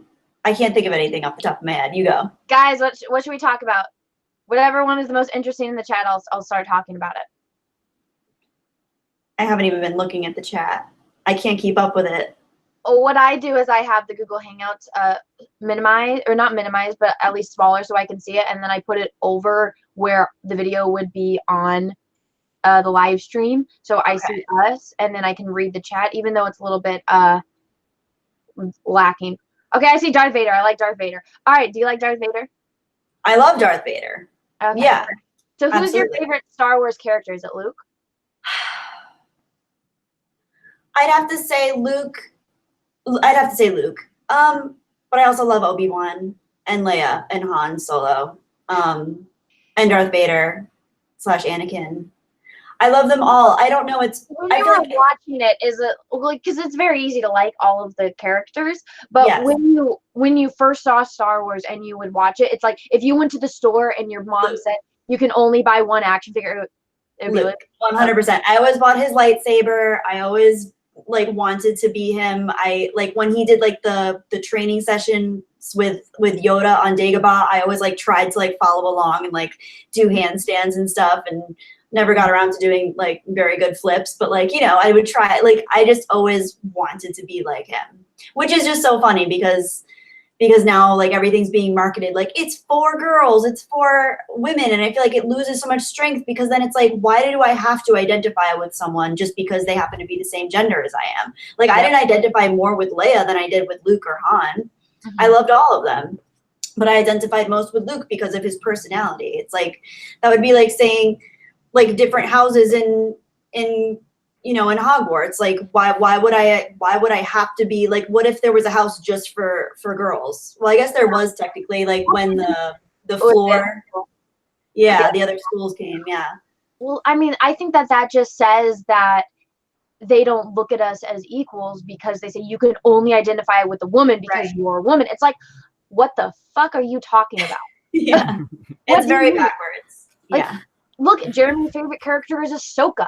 Jeremy isn't not an orange alien. He's not a Orange man bad. Orange man bad. Okay, well, yeah. So, all right, I'm back. So, do you want to answer it? Do you want me to reread it just so we can? It, and then I will break it down for everyone. You guys are going to get some Harry Potter knowledge, so be ready to pay attention. Go. Okay, so Comrade Commodore, aka Cobra Commander, says Gryffindor is for the people who couldn't get into Slytherin. Hashtag change my mind. Cool kids go to Slytherin. I'm going to change your mind right now. All right. So all of my friends always argued with me. They're like, Anna, you're not a Gryffindor. You are a Slytherin. And I would always say, no, I am a Gryffindor. Got the Pottermore results to prove it. So if you look and you actually watch Harry Potter and you read the books, you can look at the character of Hermione. Every single personality trait that you see face value of Hermione is that she should be in Ravenclaw. And people even say this to her in the book. Why aren't you in why aren't you in Ravenclaw? You're a bookworm. You're clever. You have all the qualities of a Ravenclaw. But here's the thing about Hermione. It comes down to your values. So Hermione values friendship just as much as she values knowledge. And you can see by Hermione's actions why she is a Gryffindor. Everything she does is not to benefit her and herself. She does everything to benefit her friends, to help Harry. She could just very easily be a background character and just, try to be the bookworm type of character. She uses her bookwormness, her intelligence to help them, even though every single movie, she's telling them, guys, stop being stupid. Let me show you how it's done. And she's willing to break the rules. So you see how Hermione is a true Gryffindor. And that is something that when I looked at that, I was like, finally, I have a way to explain to people. So the thing about Slytherins is, yes, I know I have Slytherin-like qualities, but at the end of the day, I do not value my own personal ambitions over that of my friends. You can ask all of my friends that know me personally, and they will explain to you. My best friend, Hope, she can get over things very easily, but if somebody ever hurts my best friend, I don't care if you forgive them. I will never forgive them because you hurt my friend. If any of you guys ever said shit, like the person that was saying shit about Kelly, I've never met Kelly in person, but I already have that mindset as you hurt my friend, so in that case I will probably never forgive you because I will always remember what you did to Kelly, just like the people that say shit to Jeremy, just like the people that said shit to Jesse. Heck, the guy that was going off on Jesse for being a Jew and comparing her to the Holocaust and how saying that because she's Jewish she doesn't have a right to have an opinion on that, and that whatever their opinions are more important than her. That person was defending me the night before. I don't care if you're going to defend me. If you hurt my friends, you are bad in my book. And I will always hold that up to a higher standard and higher value than my own personal ambitions. And that is what makes a Gryffindor, not a Slytherin. Well said. Wow. I still need to watch these movies. So Jeremy, that is why I think that you are a Gryffindor, not a Slytherin, because you always have everyone's back and you will remember things like that. You might not get as mad as I do sometimes, but you have those qualities. You get mad? No. Oh, I know. Yeah, no. All right. That is why you are a Gryffindor. That is why I am a Gryffindor. You can look at other people, and I'm not going to name them, but Jeremy already knows, that are Slytherin. And you can look at people that are Slytherins, and they're great people. Like, Jesse's a Slytherin. Ivan is a Slytherin. They are great people. And Jessie has had my back. You can go see the video that she made defending me. She defended me and Jeremy. She's an amazing person. She's an amazing friend. But there's nothing wrong with the fact that she wants to, market herself, that she has those ambitions. There's nothing wrong with being a Slytherin.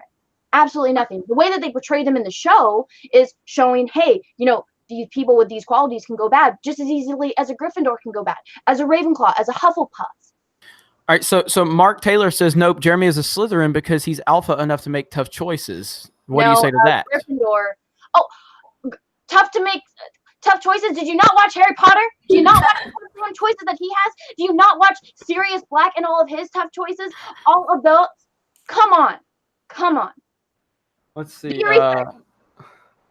Now he says Josiah is a Hufflepuff, classic Hufflepuff, reliable, stands in the background. Reliable, but stands back in the background. No, because you can look at characters like Neville Longbottom. Same exact qualities, but he's a Gryffindor. I need to watch Harry Potter. How about that? I know you do. Yeah. So, all right. Moving on. Now, we're going to probably be live for about another hour, and then I've got to get ready. Huh? Somebody says I win. That's it. Thank you. Yeah, I love how Anna's logic. One person on the internet out of the 750 people watching says I win. The one person that said #save Jeremy, and then you're like, okay, #save Jeremy. Let me comment on. I didn't say like that. That I just meant I needed saving because I've got two women that are giving. Well, but actually Kelly's nice. That's why I brought this cup that Kelly gave me because Kelly's nice. Anna just makes fun of my hair and yells at me when I drive. Bunny because I knew I was going to be on here with Jedi Bunny. Oh, damn. Subliminal messaging right there. Okay, how about that? Kelly gave this to me also. How about that? All right. Well, I don't know Kelly. But, hey, I wore a Game of Thrones t-shirt because I didn't know that she liked Game of Thrones, but my subconscious did. Oh man, this has actually been a hell of a good live stream. So we're going to be live for probably about another hour, and then I've got to get ready for the High Council. The High Council will be on EVS's channel tonight, and we're going to make the decision tonight, but because we're going to be doing a lot of live streaming with each other when we're in Chicago, but I don't think we're going to have a High Council next week. I think it's supposed to be on this channel. We're going to talk about that tonight. We may just already. Huh? Is it next week? Well, Tuesday, yeah, Tuesday's when we're getting you and Jesse are getting to Chicago on Tuesday. I'm getting to Chicago on Tuesday. Yeah. And then so it's crazy, man. So it's if anyone is in Chicago, can you guys tell me, is it gonna be cold? It is. It's gonna be highs are gonna be around 50. Is it gonna be windy and snowing, or is it gonna be like sunny 50? Yeah, I mean, I have two people from the Geeks Gamers team that are in Chicago. I can find out for sure. I talked to him a couple. I talked to him. What I need to pack, and if I need to go buy new shoes. I talked to him a couple of weeks ago, and he told me that I need to probably just prepare for like hoodie weather. You know, is basically what he said. Hoodie weather. Hoodie weather to a man is very different to hoodie weather to Anna, because I was wearing a jacket when I was in Hawaii. So hashtag Anna logic. Hashtag Anna splaining. Anna weather. I am always cold. I'll find out for you. All right. Where are we at? Frank. I'm with you, Anna. I'm always freezing too. I'm always cold. I can never be warm. Frank C says, where do I get my Geeks and Gamers hoodie? Oh, well, funny you should mention that.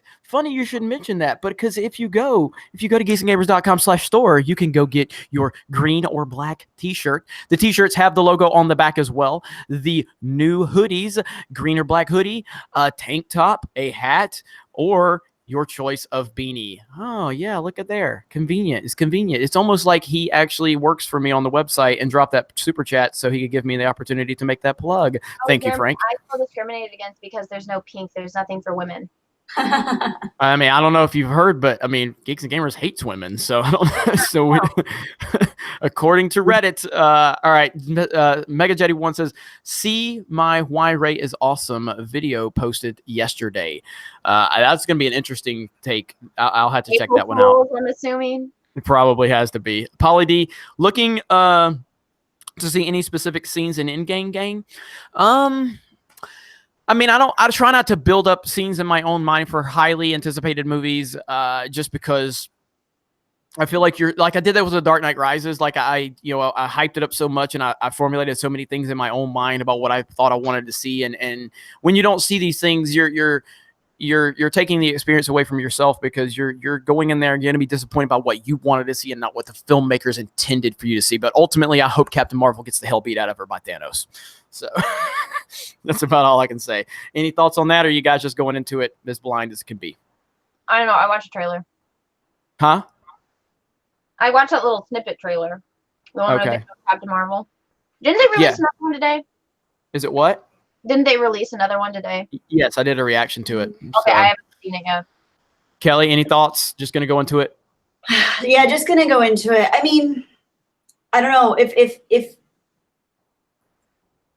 depends. It depends on the reaction from people that I trust. If it doesn't get great response from the people that I tend to side with in terms of film, I don't know if I'll even want to see it, but I'm hoping it'll be good enough to see. So in that case, I don't know. I want to see it. I want it to be good, but it's just like, it's kind of like episode 9. It's like, if it gets rave reviews from people that I trust, like, of course I'm going to go see it. But if it's like lackluster and people are like, oh God, it's another bad one, like, so you're gonna wait. You're gonna wait for the Geeks and Gamers official review. I might wait a while. Yeah, it's the Russo brothers. So I know that's true. I do trust them. Yeah, I trust them with Marvel because obviously their hearts are in it. So we'll see. Yeah. Even if like with Jeremy, even with Captain Marvel in it, I think that they have a better chance of making it successful just based on how well Infinity War was done. So I mean, I'm gonna go see it. I've said this before, I'm totally on Team Rocket, not the Pokemon one, but I think that Rocket, I want to see Rocket tell them, guys, I'm getting that gauntlet type of thing. Yeah, well, I mean, and I'll move on after I say this, but, you know, I mentioned this, like, you know, I went into Infinity War just wanting to see, you know, interactions between Peter and Tony, which we got, and I thought that was going to be a standout, but shockingly, the interactions between Thor and Peter were That the was- funniest parts in the movie, you know, and so I never even expected that. So, pirate. so yeah, man, it's so good, so good. Open-minded movie man. Will Jedi Bunny make more vids? Hello to you and Anna. Kelly, you want me to answer this one for you? Or you want to answer it? Yeah, I've been wanting to make new videos, and Jeremy and I have talked about this at length. I just kind of felt like I was in a place with my channel where I didn't really know what I wanted to say and how I wanted to say it, and I got a little bit shy, and I took kind of a back seat. And I want to be able to connect with you guys again on my channel, those of you that do follow me. And I haven't felt, I've recorded a few different videos, and I just haven't felt like I was being like, I was fully in it. So I want to make sure that whatever I do put out there, I feel good about, and I feel like I'm being myself and authentic. But I also don't want to be like the rambling, like hour-long nerding out and just kind of like going on and on about Star Wars and other nerdy things for like an hour on the channel. Because I know a lot of people like probably would like more direct to the point, you know, information from me. So I don't know. I'm kind of at like in a limbo state right now. I want to upload something now. Well, yeah, and here's what I'll say. Whenever Kelly is, and I'm not saying this, I mean, she'll tell you this. This is her words, not mine. When she's on with me, she's much more comfortable, and she's really good in terms of her focus and stuff like that. She sent me videos before, and I've had to tell her like, it's not. No. She's like, all right. She was so nervous, but I believe that if you and Anna could, you know, kind of get together and Anna could work with you and show you, you know, some of the tricks of the trade, I think that would be very, very beneficial if you wanted it. Jeremy is phrasing it. It seems like it's his idea. This was my idea that I talked to him about. I would just like to my God, that. here we go. Anna's blaming again. Credit, but I would just like you to know, Kelly, that was my idea.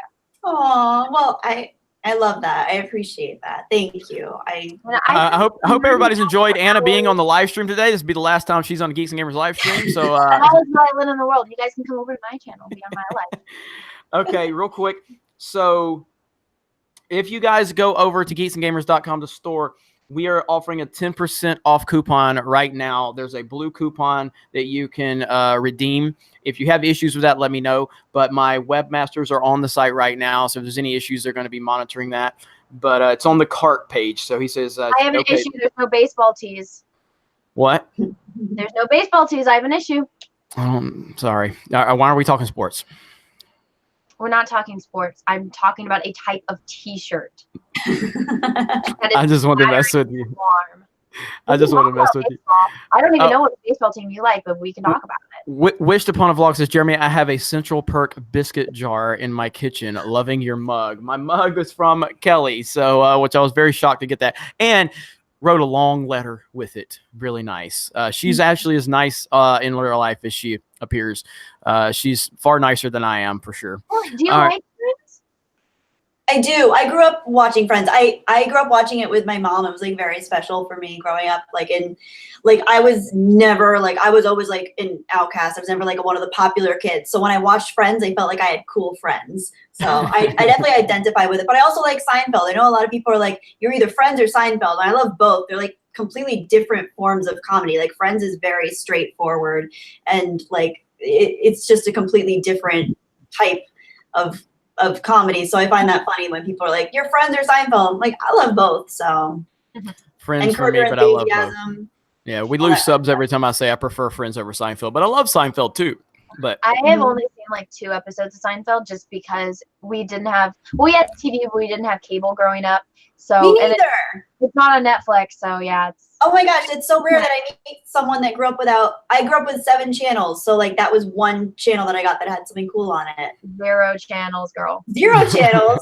So if you tried to not watch a movie, Frasier. Yes, I love Frasier. Frasier, me too. I love Frasier. You tried to watch a show, it's only going to be, the static-y stuff. Wow. So we can only watch movies.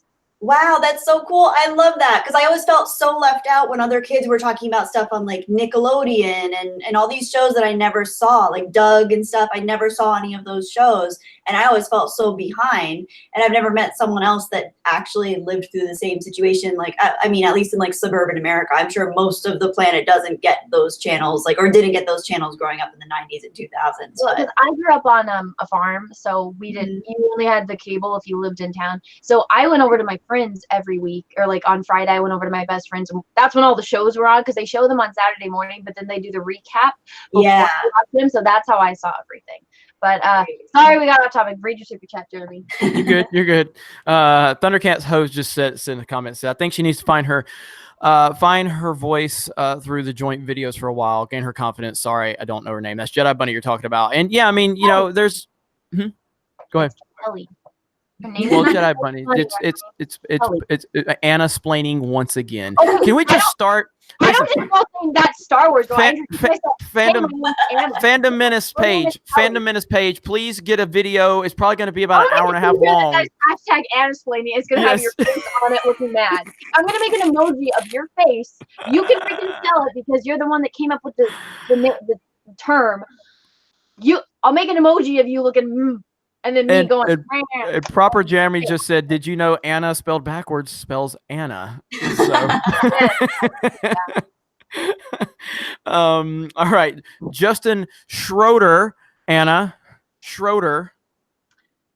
I'm pretty sure you're saying it wrong too. No, I'm not. It says the one who couldn't say my first name right. That's proper Jeremy or proper Jenny. I'm sorry.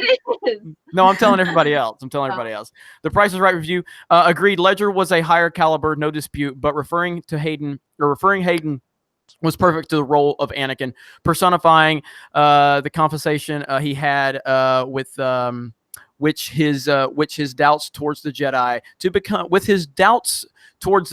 to become Darth Vader.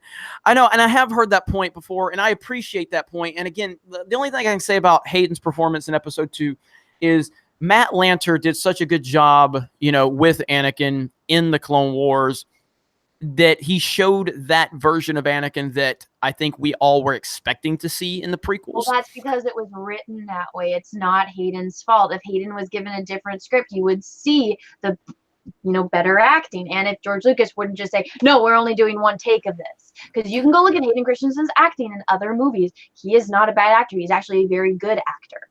No, I don't dispute that at all. He was in Shattered Glass. He's been in quite a few movies where you see he's a good actor, but just because you're a good actor doesn't mean that you can't have a bad performance. I'm not saying he had a bad performance. I'm saying he had a bad performance, and you're saying because he was good in all this other stuff, it's impossible for him to have bad performance. No, I'm saying that's not the case. It's impossible for him to have bad performance. I'm saying you have to give the guy a break because like I said earlier, he knew that the scene was bad, Jeremy. So I'm not saying he didn't have a bad performance. He knew it, and he asked for them to fix it. But George Lucas was like, no, you can't do another take. So it's not his fault because nobody is going to get it right the first time. Just saying. Now I'm going to go through and mentally think about all the movies where it's a fantastic actor and the scene was horrible. So let me think about that while you read more super chats so I can give you more examples. Okay. All right. Where are we at? Poland 805. Jeremy, do that's no moon with Ryan's head. Roll Tide roll, brother. Oh my God. You should do Bear in the Big Blue House when they look at the moon and do it with Ryan's head and have it be or something. That would be good, actually. The Price is Right review, confliction, damn it, autograph. Yeah, I was wondering. I was like, am I saying that word? But it's clearly I wasn't. So I got you. Confliction. He meant to say confliction, and it said. I've got to go back up and see what it said. The Rookie Critic, Anna and Kelly, my Rotten Tomatoes versus Fandom Menace, the slaughtering finale is up.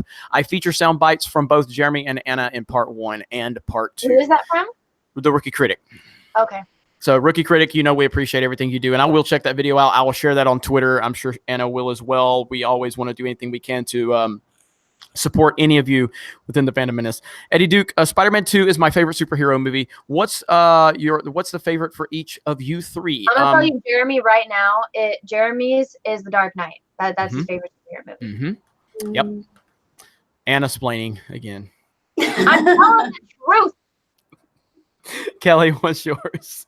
I also love The Dark Knight, but I have to go with like the original Christopher Reeves rendition of Star Wars. I mean, Star Wars. Oh my God, I have Star Wars implanted in my brain. Superman. I love that one. I love the John Williams score. It's like, it's hokey looking back, but I grew up with that one. I loved that. I loved that one. You and I talked about that one time, I believe on a live stream. I didn't realize you were a big Reeve fan, and I was like, oh, Yeah. that's awesome. So yeah, awesome. Good stuff. All right, Anna. Same as you, but before it was that one, I'm trying.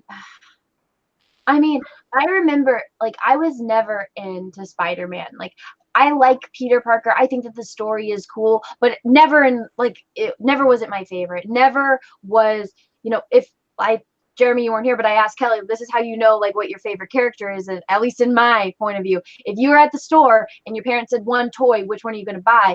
I would never pick Spider-Man. Unless I didn't have him, that would never be my first choice. But I remember being a kid and going and seeing Spider-Man and being like, I love that experience. But for me, it's always going to be The Dark Knight. And I do love, the original Superman movies. I mean, when I found out that Marlon Brando was in it, I mean, even as I was like, oh my gosh. Yeah, and Spider-Man 2 is always going to be an all-time great. I love Spider-Man 2 so much. I like the first one better. Let me see. Are these the Tobey Maguire ones you're talking about? Yep. Yeah. Yep. Yeah, those were fun. I wish they didn't one go back and make like 18 new ones. Those were fine. I really enjoyed those too. All right, so good question. We appreciate that. OG_Deadbolt, thank you for the super chat. The Rookie Critic, thank you for the super chat. Many tomatoes were harmed in the making of that video. Polly D, Random Kiss Kiss Bang Bang, Robert Downey Jr. and Val Kilmer is one of the best films ever. So he's saying Kiss Kiss Bang Bang with Kilmer and Downey is one of the best films ever. Andrew Maines, Slytherin for life, says Andrew. And again, best wishes to you. Best wishes to you for tomorrow, buddy, for your for that surgery, man. We're all with you. Alex says, would you rather have Kathleen Kennedy or Hillary Clinton as U.S. president? Keep Brie in the MCU or SJW out Star Wars? Sorry, just testing you. Fuck. I'm just gonna be the only one to answer this. I don't want to put you through hell, but okay. I guess I'd have to pick Kathleen Kennedy to continue running Star Wars over Hillary as president. I just can't accept Hillary as president. I just can't do it. I'm sorry. It's awful. Now keep Brie in the MCU or SJW. Oh, keep Brie in the MCU and give me Star Wars. I would rather save Star Wars. Let Brie stay in the MCU. So I'll take saving Star Wars from the SJW nonsense. But yeah, that's I don't like saying I'd like to keep Kathleen Kennedy, but I can't have Hillary as president, so no way. All right, Tom P says, sorry to break it to you, Anna. The real reason Hermione was Gryffindor is because she was actually gay. She fell in love with Professor McGonagall. What's his name? Oh, McGonagall? Yeah. Was a woman. And I think J.K. Rowling is about to reveal their affair. So he's being obviously sarcastic with J.K. retroactively changing everything. Not necessarily. She could very well come out and say that. I think. No, I mean, yeah, she actually could. Like the entire time in the book, Hermione is very much into Ron, and he is completely. Well, he likes her, but then he's clueless that she likes him, and it's very, very obvious that they're going to be together from the first book. So whatever. But J.K. Rowling is so good at just going back and be like, no, but like you thought that, but that's not what I meant. So might be getting a little like I've tried hard not to talk about this kind of stuff, but I feel like either she's trolling, she's losing it, or she's just so fed up with people asking her questions. Because, I mean, I get that way. I'm like, you know what? Fine. This, and this. And then people freak out. And I think she's probably just doing that. She's so tired. I think she's losing it. I mean, this is the same woman that to her millions of followers tweeted out that PewDiePie was a Nazi. Like, what is wrong with you? What is wrong with this? I think that there's more to the story than we know behind that, which is why I haven't talked about it. And I haven't done as much research, but based on all these stories that this woman has said when Harry Potter was coming out and her explaining why these characters, because you look at just characters that were just in, one movie or one book, and they're very minor characters, and just how much love she has for every single character, and how she was completely broke and she wrote Harry Potter on a napkin. And made her, that's one of the things about why stories that are so good, that are so iconic, like Harry Potter, like Star Wars, like, you know, Star Trek, it's because somebody had the story inside them, and they knew that they could risk it all, but they didn't care because they needed the story to be told. And that's what Harry Potter was to her. And when you watch her just go through and break down every character and everything about them and why that character evolved to what they were, because she knew a person like this, and most of her characters are based on people in real life, or her ideas of what, you know, evil is, as far as Voldemort. And so when you watch a woman like that and compare it to the things that are being said now, they're two completely different people. That would be like if I made a video saying how much I love The Last Jedi. Everyone that knows me knows that that would not be me. So either she's not in charge of her account, either she's doing this to be a troll, but based on, you can go watch all the videos of her, it's not the same person. So maybe she fell down the stairs and hit her head and nobody like doesn't want to tell anyone, or she's just doing this to be a troll, or maybe she's doing it because she wants to do some kind of political stance and see what's going on in the world. But she's a very, very smart person. I don't think that this isn't the characters. If you watch her explain the characters, you know that nothing that she's saying is true. Now, the only thing that people will attack it on, but it's the way that she wrote the character, was that Dumbledore was gay and he was in love with Grindelwald. That is part of the story. That's why when Harry asked him in the very first movie and in the very first book what Dumbledore sees when he looks in the mirror, and he lies and he says wooden socks. That's not in the movie, that's in the book. He's seen Grindelwald because he loved him, because, I mean, and if you want to not be okay with people being gay, that's your own opinion, but that's part of the story, was that they were in love, and you can have a problem with that and you can laugh at that, but that's part of his character. And you can read the book and see the clues that are left there and what happened between him and Grindelwald and why it was so hard for him to fight him. And when you watch Fantastic Beasts and see the things that they changed, even though they don't mention anything about them being gay, you can see the way that Jude Law plays the character is that they care for one another. That is why they made that bond, to not fight each other, because they knew that one day they were going to have to come at odds. And you can look at characters like Magneto, like Professor X. Obviously, that's kind of the same thing, where it's two people that have completely different worldviews, but they respect each other. That's when you have a friendship. But then in this aspect, it was not that. It was, in a way, a friendship, but they were in love. And if you want to say anything about that she just added this in now, no, she knew that from the very first book. If you have a problem with that, that's your own problem, but that is the facts of it. Boom. Okay. I still don't know a lot of what you're talking about, but I know, and I just spoiled the books for you. that's fine. That spoilers, girl, Anna. All right, Mega Jetty 1, like Kelly's Japan A New Hope shirt. I got a Japan Return of the Jedi. Oh, so good stuff. I have a Chinese New Hope shirt, Kelly. I can go grab it, but I don't. nice. Wabi Sabi. Domo arigato. Wabi Sabi says Robert Storms can teach you to lower your toxicity. Yes, he can. Yes, he can. Very much. God damn that Robert Storms guy. Clayton Lancaster. What is Kelly's YouTube channel? It is Jedi Bunny. Kelly, if you're. Are you going to drop it in a link? Okay, so Anna's going to drop a link really quick. Jin Wong says, off topic, have you seen John Oliver report on Sunday about WWE? What do you think about how pro wrestlers are treated at events and the WWE? We're not talking about wrestling. He sent a super chat, Anna. He gets his question answered. Unless you like it or you don't. Right. Or unless you watch it or no, you don't. I don't want to talk about wrestling. I'm sorry for your super chat. Hang on. Hey, guess what? Guess what I can do to Anna? I can mute her. Boom, right there. She's muted. So. I can unmute myself. What the fuck? How can she unmute? I'm supposed to be the boss here. I told him I'm a Jedi. No, I haven't seen John Oliver's. Everybody's sent me this clip. I haven't seen it yet, so I will do some research into that, and maybe Jeff and I can talk about it.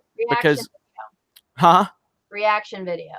Yeah, because Jeff and I can probably talk a lot about this, so I'll have to look more into that. But I don't like John Oliver. That's why I have not watched it.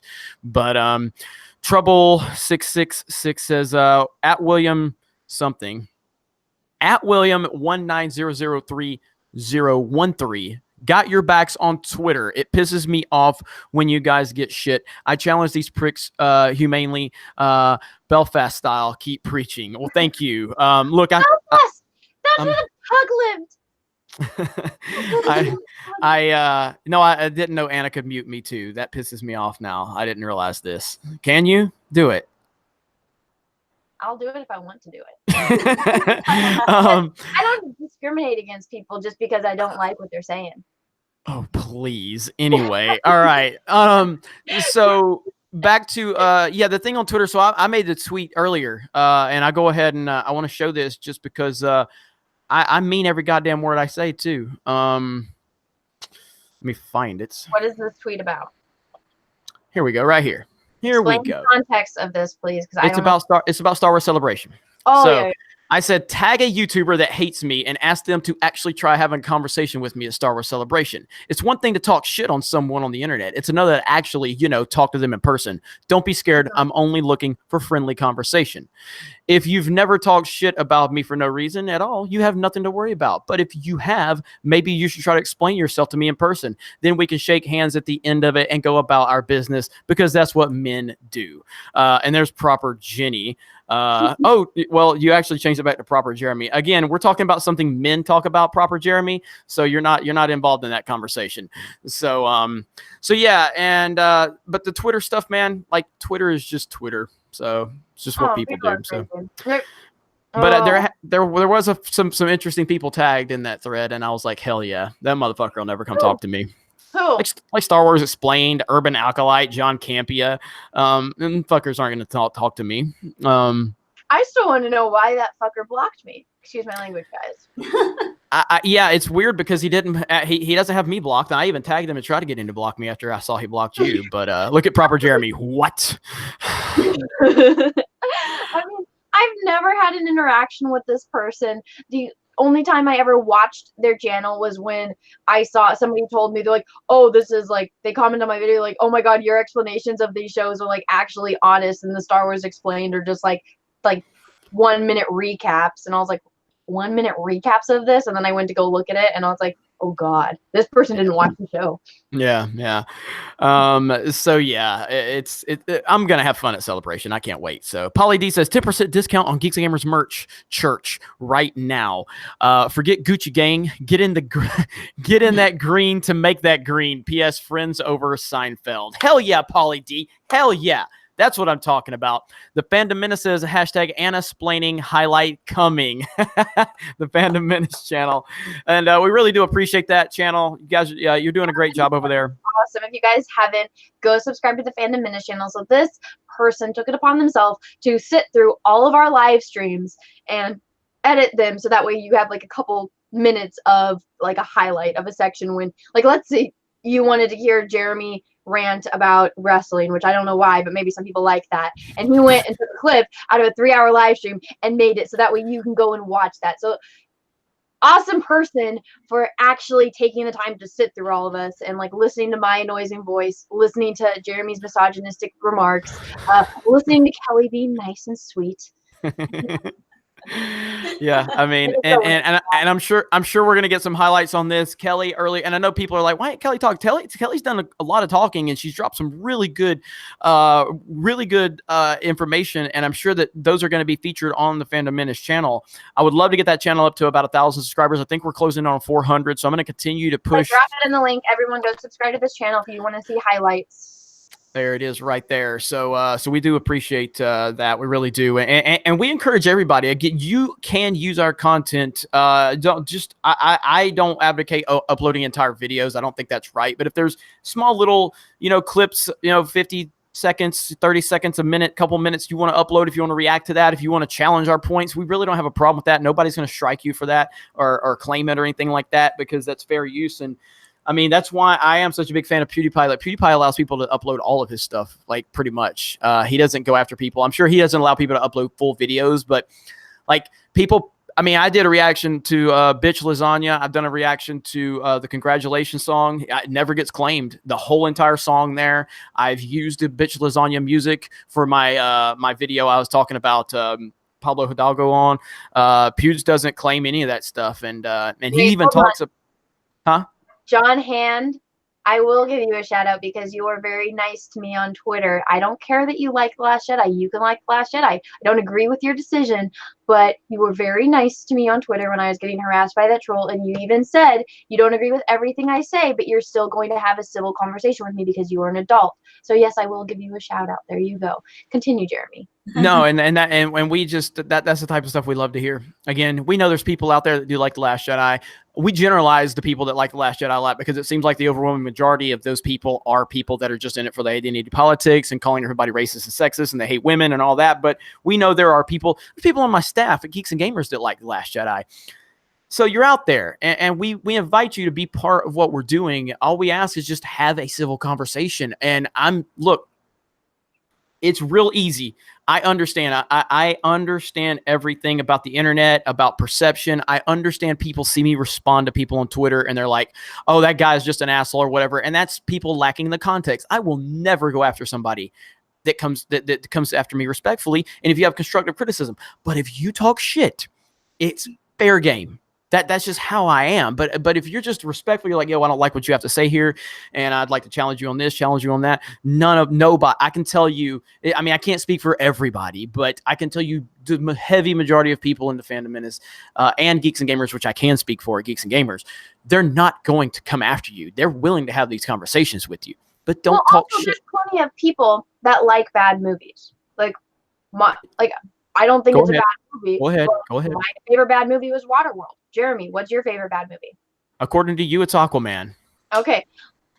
Kelly, what's your favorite bad movie? I love The Mummy, the Brendan Fraser Mummy. Even though I don't think it's bad personally, I love it. That's not a bad movie. But it's technically not great. A lot of people consider that a lot of people don't consider that a good movie. A lot of people don't consider that. And Hocus Pocus. I love Hocus Pocus too.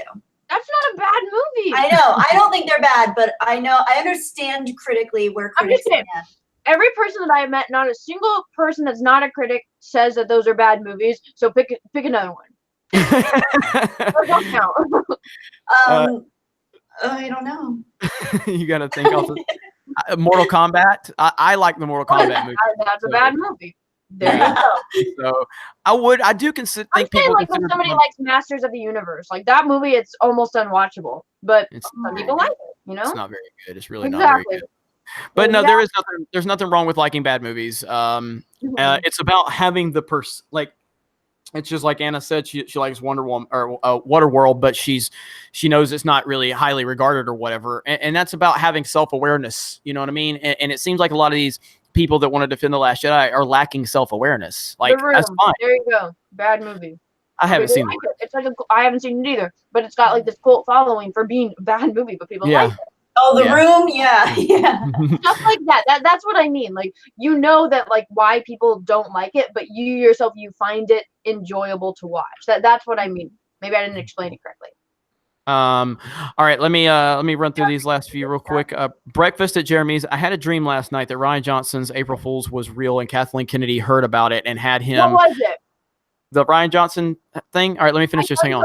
I don't know what it was. What was it? Okay, had a dream last night that Ryan Johnson's April Fool's was real, and Kathleen Kennedy heard about it and had him direct him. I guess you're trying to say him direct it with Sandra Bullock as Revan. So and I made a video on this, and my video's got like almost 100,000 views already. But I made a video last night, and so Screen Rant released a story that said Ryan Johnson set to direct Old Republic movies for Benioff and Weiss, and that was their April Fool's joke. And my entire point was that you're proving that Ryan Johnson is a joke because you didn't pick Christopher Nolan. You didn't say Christopher Nolan to direct it. You picked Ryan Johnson because you know Ryan Johnson's a joke. You knew that the Star Wars fans were going to go crazy over it. You knew that this was the most divisive thing you could announce. Mm-hmm. And you proved that he is, in fact, nothing but a joke. So thank you for that. Mm-hmm. You've told us we're all wrong. You've told us that we're in the small little minority, that nobody really hates The Last Jedi.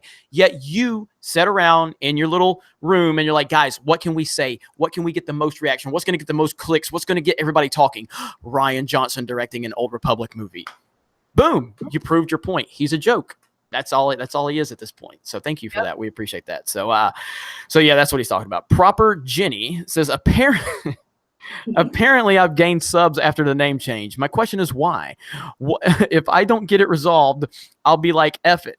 Upload an explanation video, roll with it for 90 days, hashtag Slytherin for life. I will tell you this, okay? When life, what is it? When life gives you lemons, make lemonade. Bro, just get you a wig, all right? Get you a push-up bra and just fucking make videos. You know, just roll with it. Just I need to explain something to you. Push-up bras do not work if you don't have anything to push up. Put some watermelons in there. I don't know. The bigger the better. The bigger the boobs, the more views you're gonna get. So, do whatever you gotta do. That is not true, Jeremy. That is not true at all. It's very true. No, it's not. No, it's not. I have not shown my boobs once on my YouTube channel, and I still get more views than some girls that do. So shut up. But PewDiePie showed his boobs a couple times, and he's the biggest YouTuber. Oh, okay. A guy that's like flat chested because he's a man. Okay. Anyway, proper Jenny, listen to me, okay? Listen to the person that objectifies women, okay? Get you some boobs and a push-up bra, get you a wig, and just roll with it, okay? That's what you got to do. And if you're ever in New Orleans, maybe me and Odin will see you walking down the street. All right. Mega Jetty 1, leave comments on my videos so I know you saw them. Mega Jetty's like, bitch, leave receipts. If you come to my channel, leave receipts, bitch. I love it. I love it. Not everyone that claims to watch my videos leave me comments, so I would like you to return the favor then. Yeah, I heard that, but no, I like it. I like Mega Jetty. He's like, look, leave some receipts. The Price is Right review. Last word on Anakin. I linked in the chat a video from Star Wars Theory explaining better than I can why Hayden did Anakin perfectly. I will have to check that out. Pauly D, Harry Potter spoilers. Harry should have died. First line in the book, the boy who lived. Last line in the book, the boy who, or the hero that died, who died. That's what he's saying it should have been. So I can't speak to that. So no, because Harry didn't die. Yeah, and we're not going to let Anna go on another Harry Potter rant. That would mean that Voldemort is a hero because he's the one that died. Unless it's a Half-Blood Prince and you're referring to Voldemort, or not to Dumbledore. Or Snape, but hey, there you go. Go, Jeremy. That's all right. Proper Jenny says, you know Anna can mute you, right? Yeah, we figured that out. She'll do it whenever she when the worst timing for me is when she'll do it. Are you doing it right now? I saw you reaching. All right. This way. My food is this way. Mega Jetty 1, watch John Oliver's WWE, made very good points. I'll have to check that out. Jeremy Smurf, tell Mike Zero hello from Star Wars Celebration. And Mega Jetty 1, my favorite bad movie are Surf Ninjas, Teenage Mutant Ninja Turtles 3, and Little Nemo. All right, so that catches us up on Super Chats. So we're going to wrap this up here soon because I got to get ready for the High Council. This is the first time we've had Anna and Kelly on a live stream together. I'm very happy that we've made this happen because they've both become really good friends of mine and wanting to make this happen for a while. Obviously, Anna's channel is doing extremely well. Kelly is still trying to find her way onto YouTube and what she's, what ultimately she's wanting to do. But she knows that I think she has a lot of potential, and I hope that she gets comfortable with everything. I mean, every time I've had you on here, Kelly, you've done nothing but done great things. Everybody's loved everything you've had to say, and I did tell you something that I have not followed up with you on. I told you me and you were going to do a video together for your channel, so we still need to do that. So yeah, of course I think you forgot too, though. But for a second I was like, what is he going to say right now? I have no idea what he's going to talk about. Okay, yeah, let's definitely do it. I would love that. So we'll work on that. So any closing thoughts, Kelly, as we end this live stream? This has been really fun. It was great talking with both of you. Anna, it's so nice to actually kind of meet you through the screen, and I hope to meet you one day in person.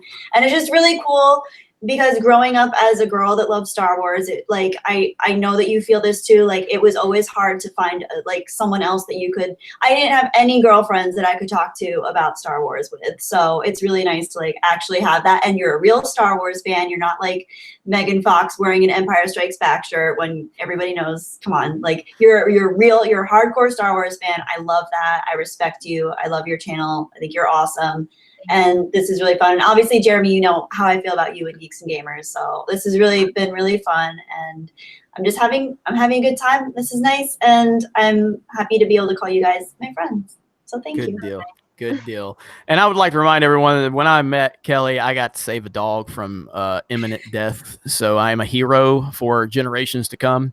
And I just want to remind everyone that I am the saver of dogs everywhere. I put my actually there was the middle of an alien invasion too, and I saved a lot of old women too. All right, I'm totally overselling it now. But anyway, Anna, what are your thoughts as we close this out? We still didn't talk about the haunting of Hill Oh, House. we didn't. And, Well, that's because you've been talking about Harry Potter for 6 hours. Somebody super chatted you, Jeremy. So don't give me that for answering your damn super chats for you. Somebody said in the chat, Cold of Destiny destroyed you. You think a guy making derogatory statements toward people without actually listening to their entire videos and taking things out of context is destroying? Well, then you need to do your research as well. So, yeah, let's go. A guy that has built a YouTube channel on something and it's failing, and so he's lashing out at us for talking about something when he's doing the exact same thing. Just saying. But closing statements, didn't talk about that show. I told Jeremy I wanted to talk about it because I was watching your guys' And video. yet she spent the entire thing talking about Harry Potter. To answer your super chat for you, Jeremy, I was doing your job for you. You just get to sit back. Somebody said my sensitive ears. I'm sorry. I was gonna say small island, but I do apologize. But what else? Closing statements. Yeah, this was fun. I feel like I was a lot meaner in this chat than I usually am. But guys, I just want you to know I had an absolutely horrible day, so I was already fired up beforehand. I was like getting yelled at by somebody at the post office calling me a child because I wasn't using my last name, like my real last name, and I had already explained to them it's for my YouTube channel. That's why I got a P.O. box, so that way I don't have people coming to my house. And it was just an old guy that didn't understand and was screaming at me for no reason other than to hear himself speak. So I apologize if you guys think I was overly angry. I'm not. I am a very sarcastic person, and I let Kelly and Jeremy know beforehand what was going on. And then I also had to deal with my video getting like flagged by YouTube, so I have to re-upload that. But it wasn't a good day so far, but I'm happy to spend some time with you guys and, you know, blow off some steam. So thank you for putting up with me and my craziness. Yeah, and it's been fun. Proper Jeremy sends one more super chat. It says, Jeremy gave someone a $50 bill, thought it was a 20, and was surprised by the amount of change he received. True story. He's not always a douche. You don't have to tell true stories about me not being a douche. I like people thinking I'm an asshole. But I do remember that. Proper Jenny says, also nice orange tongue, Anna. That's every time Anna's You didn't on say the it right. You did not say it right. Okay. Say it again. Nice orange tongue, Anna. Orange. And you know what? Orange. You know what? I should have let you upload that video with the word misspelled. That's what I should have done. Water. Oh man. But let me see. Lots of video. Huh? Water. Theater. Always making fun of me and my Alabama. Look, it's a miracle. It's a miracle. It's red. You just can't see it. The lighting is weird. It's red. It's a red thing. It's red. Yeah, Daisy Cousins has had every single video of hers auto flagged. I saw that on Twitter. Ridiculous. It happens to me on my personal channel, which isn't that big. I mean, I've got like 11,000 subs on my personal channel. Every video I upload gets auto flagged. But Daisy Cousins has a bigger channel, and every video that she's uploading is getting auto flagged right now. It's ridiculous. So, all right. So anyway, thank you both for joining me today. It's been a pleasure. It's been a lot of fun. You guys got to see the kind of the whole spectrum of me and Anna, you know, having our back and forth, and Kelly just being Kelly, sweet Kelly. And it was good. It was good. So join us for the High Council. I believe Odin is live over on his channel, so please go spam him right now. Don't talk about hook. I'm Eric. Come on, people. Don't say anything about hookers in his chat. Odin's a good person. So just go over there and say Geeks and Gamers sent us. That's all you need to say. But all right. So for Kelly, for Anna, you guys have a great night. I'll see you on the High Council in 45 minutes. And we will, it's over on Ethan Van Skyver's channel, Comic Artist Pro Secrets. And I'll talk to you guys later.